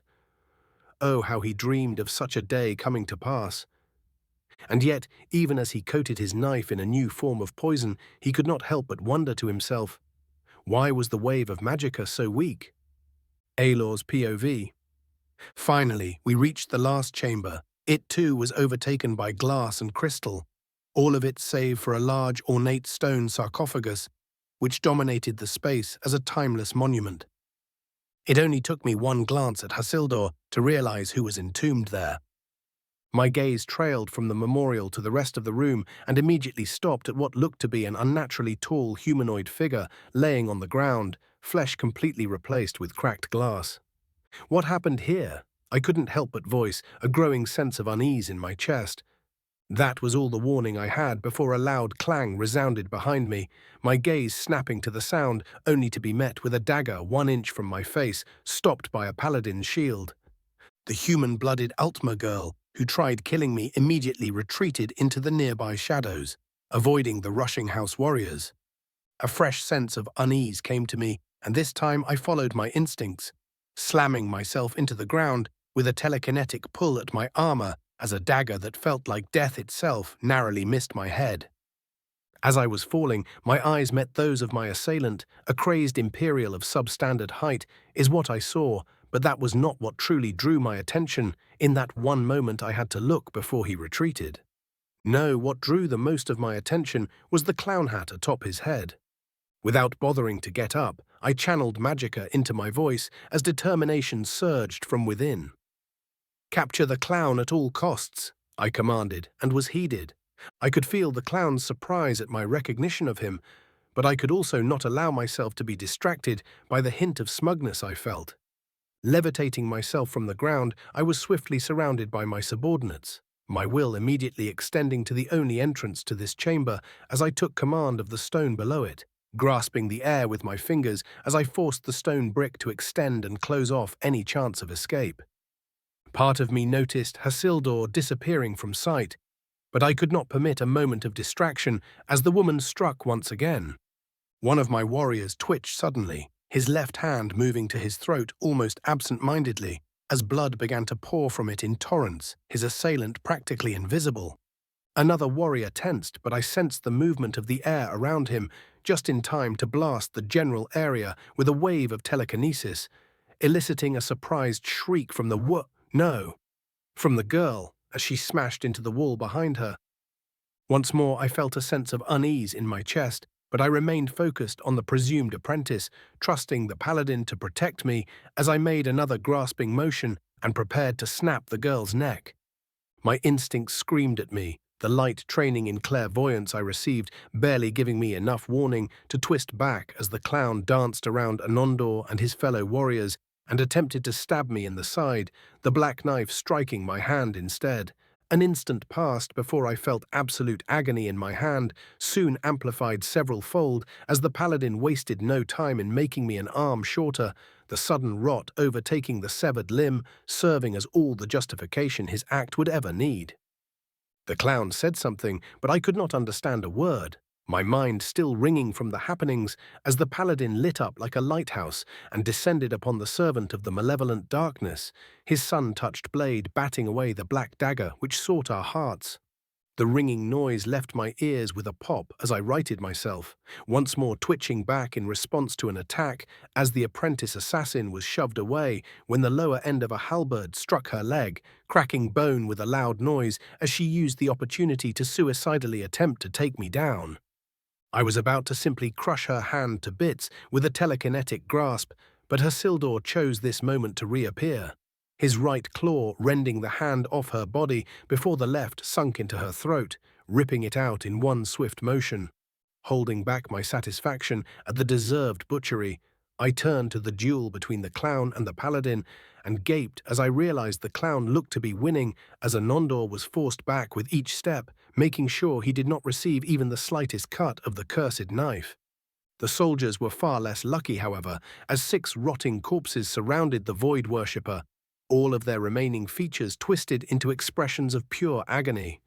The rest were backing off, and I found I could not judge them. They were neither powerful nor skilled enough to be anything but shields of meat. Resolving myself, I took a sharp breath and began channeling all the magicka I had remaining. Raising my remaining arm alongside my spear, I grasped the weapon tightly as its golden runes lit up. The clown sensed my attack, or at least he believed so, as he twisted and danced away from what he presumed would be a fireball, only for a vibrating crescent of sunlight to cut straight through his legs, cutting both of them off above the knee as the clown yowled in pain. He somehow managed to make even his distress sound discomforting. Hasildur immediately pounced at the opportunity, rushing to the clown's blind side in a blur and ripping off his dagger hand in a brutal tug as Anandor stepped forward with a perfectly executed overhead swing and removed the vile murderer's final limb. "Ensure he does not bleed out," I croaked and got to work healing those that could be healed. Minutes later, we had ensured that those who could survive would do so. I stepped to the broken glass statue on the ground, soon realizing it was a transformed humanoid, for the posture and form were too perfect to be chiseled easily. Something scratched at my eyes, and I saw a word reflected under the glassy corpse, a word of which I did not know the significance, nor why it was written in indigo crystal that almost seemed to resemble blood in how it was arranged. The word was fading, both from the ground and from my mind, I realized quickly. And so, without waiting, I sent an urgent message through the orb trademark. Hopefully, Lord Dagoth would find some way to understand what I could not. With a long exhale, I turned to the limbless clown, my expression one that I would later learn mirrored my lord's disdain perfectly. "Now then, little clown," I hissed both in pain and fury. "How about you tell us where the coffin is?" The way he paled almost made the deaths of my men worth it. Chapter 409. Chapter 29, Meaty Literature. Part 2, Flesh-Crafted Bugaloo. Raven's POV. There I was, in my study, sipping some delightful coffee while doing my utmost to make Idrasa's life uncomfortable, as she tried to look confident in relaying to me her most recent progress in rebuilding the Grand Dwemer Forge we stole appropriated. That was, of course, until suddenly messages began popping up on my orb trademark at great frequency. Veritable essays thrown my way by Aelor as he explained every single issue and discovery before him in exhaustive detail. Something must have quite thoroughly shaken his confidence if he wanted to simply offload everything onto me like this, but that kind of interrogation could wait for his return. And then there was also the name he told me was written below the glassy corpse of a horned Dremora. One that was even now attempting to escape the grip of my mind, which most definitely meant some form of Daedric fuckery. It never would escape, of course, but the fact that it was still trying to was more than just a bit worrying. Still, there were more important concerns to go over first, like planning on some curse breaking once Aelor returned so we could heal his missing hand that was struck by a blade of woe, or how to help him in locating Cicero's charge without anyone noticing. The latter took far greater precedent, something the snow elf understood thoroughly, as I began sending him instructions for a sympathetic scrying ritual which should allow him to follow the connection between Cicero and the Night Mother to find the cursed corpse. A small part of me suspected the creature had some way to escape its fate, but a far greater part was already thinking on what I could use the void-infused carcass. "Make death sticks," Scorch immediately said, while still lounging in my magicka pool. I immediately knew damn well to what he was referring to and muttered, "Well, it would be funny at least." Scorch chirped his agreement, "Fucking hilarious pops." "My lord?" Idrasa asked hesitantly. Looking back up to the uncomfortable Dunmer, I shook my head. "Don't worry about it, just some inane ideas popping up in my mind." Without bothering to wait for her response, I returned to my orb trademark. Big D. So in short, use the ritual and follow it as far as you find reasonable. If you suspect an ambush, I am fully expecting you to retreat, and if you have to choose between keeping the clown alive and letting him escape, then you are allowed to remove the little bastard's head from his shoulders. Aelor, as you wish. How long should we remain in the city once we get our hands on everything? Big D. Since Hasildor was able to co-opt the city guard into his service, and you brought a downright unreasonable amount of supplies with you, you should only stay for a short while longer, a day or 3, just about. Best have our vampiric friend's forces do most of the heavy lifting so he can earn the trust of the people as he rebuilds. Aelor. That is, probably wise. Could it be that things are worse than I expected? Perhaps a bit of interrogating would be in order. Big D. Something bothers you, Aelor? There is a prolonged pause before I get his response. Aelor, I should have expected you would notice something. I lost 24 of your household guards in the fighting. Most of them died during the assault on the keep itself, but some were unlucky in the streets as well. Ah. Big D, those are reasonable losses. A very long pause ensues. Aelor. Pardon me, my lord, but what? Big D, those are perfectly reasonable losses, considering what you faced, Aelor. Aelor, but my lord, they are my responsibility. I can't just wave their deaths away. Big D, and I am not expecting you to. You were fighting beings of great power, and to expect you would not lose any of your followers would be idiocy of the highest order. And before you try and deflect this by using my low losses in recent times as an example, I will remind you that I am far more powerful than you are. Aelor. So is that it then? I should just grow stronger so no one dies again. Big D. Expecting to never lose anyone is idiocy of the highest order. They were soldiers, they knew they were fighting for something greater than themselves, and they were ready to lay down their lives for it. Death is a natural part of life, as I once taught you. Respect that. Aelor, very well. It will not be easy, but I will try and accept it. Big D.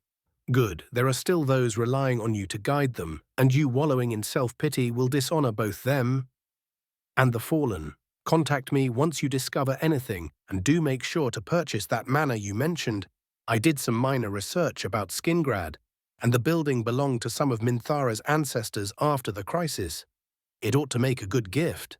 Aelor, I will have to search it first as it was the rebels' main base, but I will do as you ask. Big D. Good, make sure to get some rest as well. Once you are done with the immediate issues, tiring yourself out will help no one. Take a sleeping concoction if you can't do it naturally. He gives his hesitant affirmation and gets back to work. I fully expected this moment to come once I gave him his command.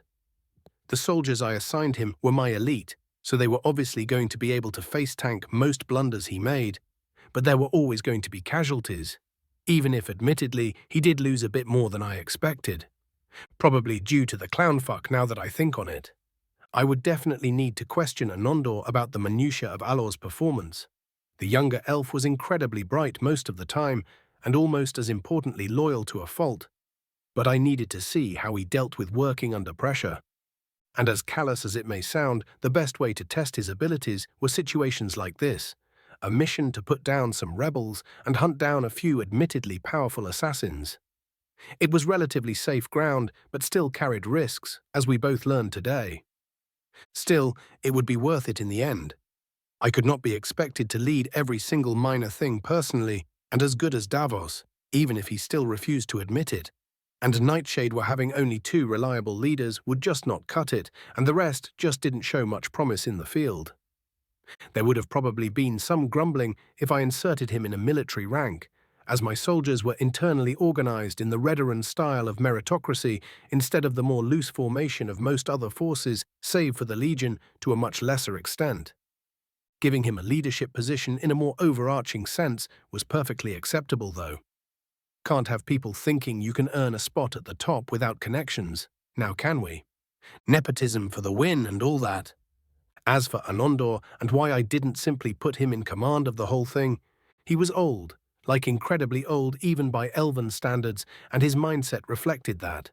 His first mission in life, bearing nothing else, was to serve Oriel, and he did that with his sword and shield. He had an understanding of tactics, but it was nothing impressive by modern Tamrielic standards, and it was best to start nurturing someone not quite so set in their ways. Also, unlike his fellows who swore to guard the chantry during their lifetime, Anandor swore to protect me and my descendants until his dying breath, something he could not do if he was sent to lead long-term missions and command greater forces. Me being the literal savior of his people and their unofficial king, they like to puff themselves up, even with their distinctly lacking numbers, it would seem, had him leaving the usual duties of a paladin behind with very little reluctance. Seeing how Aelor had cut the connection off from his end, I shook the barrage of thoughts away and turned to Edrasa, who had by this point grown bored with being uncomfortable in my presence and was absent-mindedly staring at the titles of some of the books I had on nearby shelves. Clearing my throat just a bit too loudly, I almost cackled as she jumped in her seat, her pale grey face darkening considerably as she tried and failed not to glare at me. "Anyway, where were we?" I asked with a downright saintly smile. Knowing she could do nothing about it, she took a deep breath and proceeded to spend the following hour elaborating on her grand plan for a semi-automated factory of our lesser automatons. The ideas she had come up with being downright revolutionary by Tamrielic standards. My eyebrows nearly disappeared in my hairline as I kept listening to her, and by the time she was done, I started at her for a long moment. Just as she is about to start squirming again, I spoke. "I am genuinely impressed by all this. You will have all the support you need to develop your ideas as much as reasonably possible." Stunned by the genuine praise, she straight up gaped at me for a full minute before realizing what she was doing and visibly holding back a facepalm. My lord, She took a sharp breath. "Thank you. Now, don't worry, you will go back to hating me in a day or two." Hours later, after I was finally done discussing things with my unofficial tonal apprentice, I opened a secret passage in the back of my study, the stone brick wall splitting apart as I walked into the large hidden chamber filled to the brim with artifacts worthy of a small war. And at the center of it all, atop a podium radiating power and funneling the same to its peak, stood a book. A familiar book, in fact, a disgusting yellowish-green thing with pulsating veins that seemed to move around its surface without rhyme or reason. The fleshy book still looked as disgusting as ever, the soul within slowly awakening under my gaze after months upon months of slumber. Without waiting over long, I opened to the tome and wrote, "A fair day to you, Ariovistus. Have you slept well?" It was never a bad idea to be polite when you needed something from someone. There was a distinct delay in the soul before it began vibrating, for the lack of a better word, and text began appearing atop the page. "I greet you once more, Lord Dagoth. My sleep was indeed sound, thank you for asking. A shame you slept for so long. However, I write down, unable to hold myself back. Alduin has fallen already, and we are now in Cyrodiil." Once more the soul hesitated for a while before responding. "Cyrodiil, you say? Excellent. Have you been able to discover the great works and writings of Ariovistus Max yet?" I couldn't help but snort at the sudden enthusiasm. "No, I am afraid not. Dealing with an empire on the precipice of failure takes far too much time for one to engage in leisure reading. I totally had the time, but I wasn't about to admit to the book I completely forgot about his supposed fame as a writer. Well, saying I forgot would be a lie. Forgetting something that happened this year was a dubious prospect at best with my mental stats. Classified as unimportant would be more fitting, I suppose. The book radiated sadness for a moment before it was all promptly buried below a sea of bluster. But of course, one must indeed have priorities in their life, and enjoying the art that is my work is a luxury that needs to be sampled with deliberation. How else would one understand my deep metaphors and hidden lessons? His false confidence would have been endearing, if it wasn't so bloody sad. Throwing those useless thoughts into the tiny corner of my mind, still reserved for anything surpassing the most basic of morality, I began to write. "I find myself in need of your assistance once again." The book hummed. "But of course, my good sir, the great Ariovistus is as always at your service." Nodding to myself, I went on, "You have told me that you spent an inordinate amount of time in Apocrypha, studying all of the Daedra. My people have recently come into contact with a particular name that resonates in a certain way, yet this is the first time I have heard of it. The soul practically leapt into responding even before I was done writing. You, good sir, have just piqued my curiosity most thoroughly. Right. Hopefully, he would be able to tell me something about a name that I have not heard in either of my lives. Or at least I don't think I ever did. Best keep my expectations low just in case. Good. Now, Aryavistus, what can you tell me about Ethelia? Chapter 4. 110. Chapter 20 Teens. A brief bout of brainstorming. The stone wall of the secret vault closed behind me with a quiet thud as I re-entered my study with a frustrated frown on my face. After what I've learned, the fact that Aryavistus had any kind of information on what I asked him was a stroke of fortune. But even what he did have was exceedingly limited in scope. The moment I asked the question, the book just turned completely silent, the soul seeming to dim for a full 5 minutes before he very hesitantly started scribbling down what he knew. And what I got was nothing concrete. Vague sayings, titles involving capital P prisoners, even vaguer information about the imprisoned Prince of Paths, and all of it connected only through a nursery rhyme Aryavistus just happened to read in Apocrypha and then spent decades connecting the dots before giving up. The knowledge was so utterly obscure that the self-proclaimed Daedra expert gave up, yes. He did manage to retain the name, and that was only by lucky happenstance of his entire soul now being twisted into something made for retaining knowledge by its very nature. And therein lay the kicker. The name of Ethelia was distinctly connected to the title of the Prince of Paths. Not many beings were called princes in this world, and no, I did not mean the noble title. Exactly 17 of them, in fact, or 18 now, I suppose. Calming my racing thoughts slightly, I plopped my ass down on my armchair, letting out a huff and lighting up a cigar before trying to organize the slew of random facts I just got thrown at me. I summoned an empty scroll and began writing down notes. About a good 20 minutes later, I had a few facts narrowed down. First things first, Hermaeus Mora was definitely involved. Not many on Nirn knew this for a fact, but one of his most dangerous abilities was that he could take knowledge and possess it in its totality, as in remove it from everyone else and thus get to keep it for himself.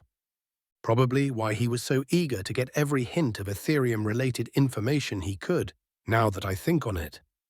The constant attempts of something to scratch the information from the back of my mind was no doubt his passive influence, trying to get back what was his. It gave me great satisfaction to feel his constant and utter failure in the attempt.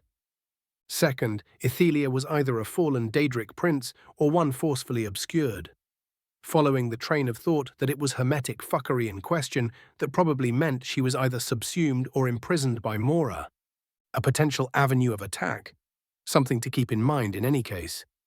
Third, she was related to the prisoners, as in the protagonists of the games, and being that she was called the Prince of Paths, presumably it would not be unreasonable to imagine she was involved in some downright discomforting levels of fate, weaving fuckery, which meant she would be exceedingly useful as an ally, and doubly so irritating as an enemy, thus making the avenue of attack idea far more viable, but in the end utterly useless since I had no way to discover where she was in actuality. Something told me I inevitably would, however, since I doubt the so-called Prince of Paths would leave what I presumed was some kind of backup plan, where I would discover it on simple accident. Then again, I do tend to fuck fate wherever I go, as Azura herself told me so. Who knows? Maybe I shat on yet another divine plan without even knowing about it, and was just hoping for a convenient way to sort the mess out. In any case, me overthinking this any further would just be a massive waste of time. Why use my brain when I can just ask someone directly? Snapping my fingers lightly, I was instantly greeted by Mephala cheerful puppet body. "Raven, my dear," she smiled widely before pouting, "you finally remembered little old me." "Apologies," I say flatly, "I've been quite busy." "Very busy indeed." She purrs, "Oblivion has been up in arms ever since your little scuffle in Zenithar's cathedral, you know. That Meridia and Molag managed to pause their hatred towards each other for even one moment just so they could end you is quite the achievement, Tilda." "Why, thank you for the praise." I smirk at her and she giggles. Would you care for a seat? I ask, eyeing a nearby chair. And of course, she immediately sits atop the table in front of me. My deadpan expression only serves to amuse her even further. Always a delight. She smirks. But I am sure you didn't call me to simply revel in my presence, now did you? Terribly rude of me, I know. I lament. She faux huffs. Such an offence will require recompense. Oh, I raise an eyebrow. And how could this weak little mortal ever hope to repay you for your magnanimity? O most chitinous of back pains.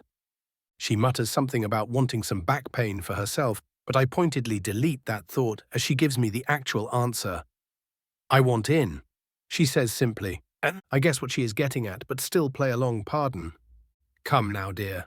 She pouts. You have been having such a grand time in this delightful little city, I can't help but want in on the fun. Ah, but how can I be certain you won't just make me deal with 1,000 more headaches after you go too far on a noble party? I quirk an eyebrow. She just smirks. They will be pleasant headaches, I assure you, Tilda. In Mephilan, that probably meant, yeah, I will annoy the shit out of you, but it will be useful. Fine.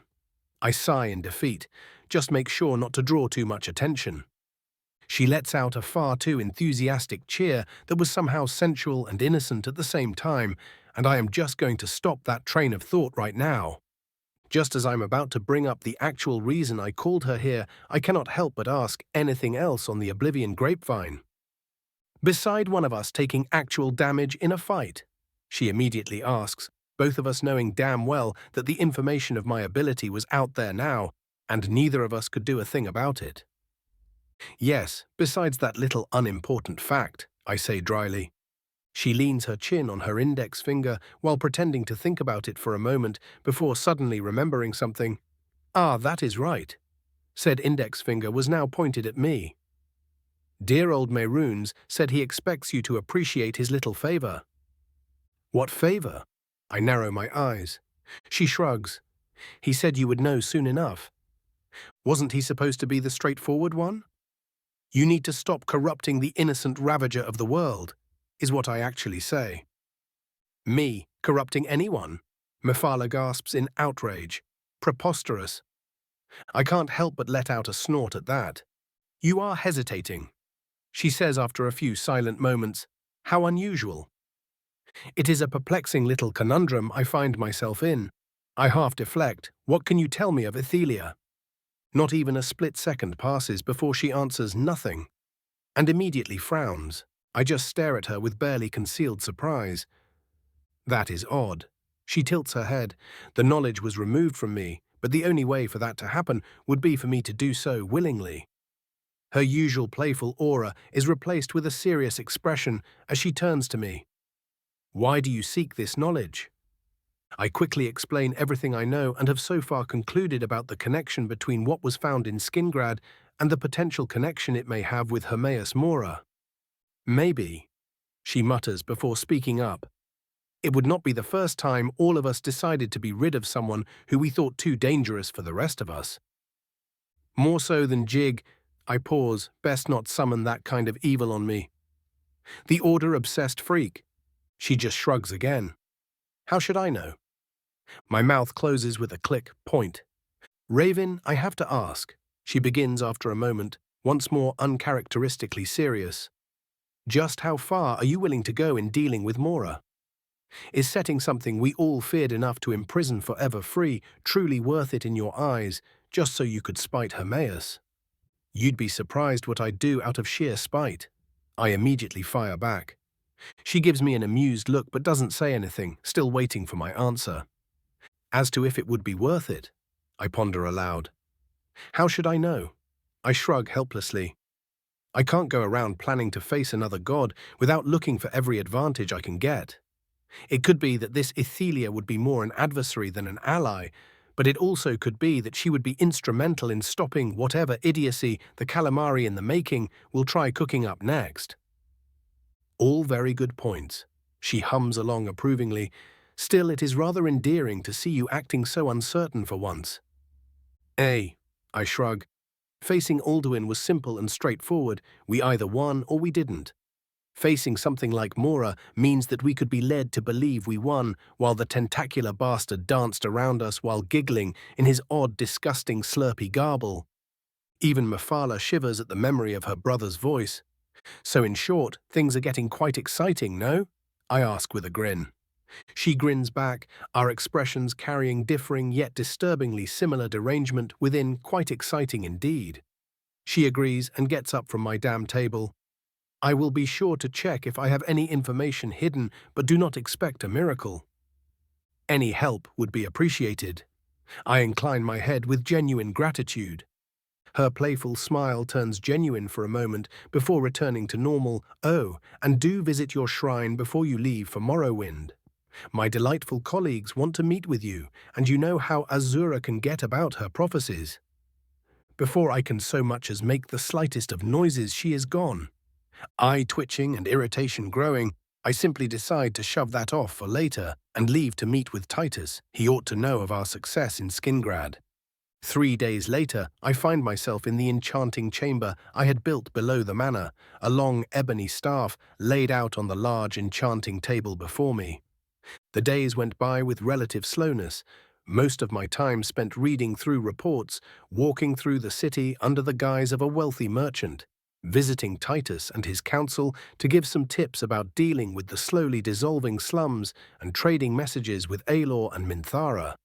Let us just say that the latter was having an absolute blast in Hammerfell, and leave it at that.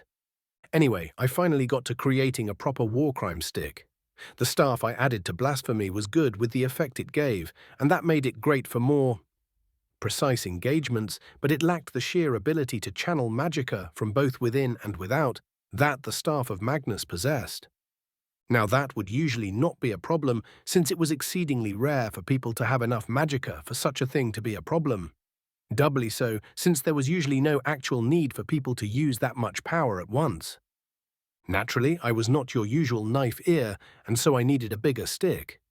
The issue was not a lack of ability to channel my magicka in its entirety, but the time it took me, the overcharging of grand spells taking all the way up to half a minute for the truly big ones, which in a high-level fight was the equivalent of politely asking your opponent to turn your entire body into fertilizer.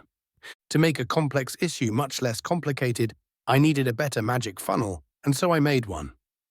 Before me lay a simple staff, totally not the near-exact copy of the one a certain white wizard I remember yelling up a storm from atop his grand and totally not evil tower had. It even lacked the crystal at the tip, so I was safe from any potential interdimensional Maya copyright. My asinine ramblings aside, I was quite satisfied with my newest creation, even if was nowhere near as fancy as most of the others. Surge greatly improves the wielder's ability to channel vast quantities of magicka. Simple and effective, just like I wanted. I admit I was tempted to call it something like the Staff of Surging Simplicity for a moment, but alliterating wizards were overdone, and I had already done enough intellectual thievery for one item. Now one might find themselves asking, but Raven, what is the point of just shoving large amounts of magicka into a spell without making the spell more powerful or efficient? Quite simple, actually. I already made the spells more powerful and efficient with my skills and other artifacts, and now I could shove a good 10 Archmagi's worth of magic into a single spell in less than 5 seconds. Chuckling darkly at the mental images of the utter destruction this staff could cause, I quickly bound it to me and threw it into my inventory, my merry mood growing with each step I took towards the exit of my enchanting room. Only for it to disappear as I felt a distinctly dark aura approaching my manor, a quick scrying confirming my immediate suspicions as I saw Aelor and his band approaching while surrounding a large and quite heavy cart between them. Oh, and Cicero was there as well, all of his limbs missing as he squirmed uselessly. My dark chuckles returned soon after, readily advancing into straight-up cackles as I locked the enchanting room behind me.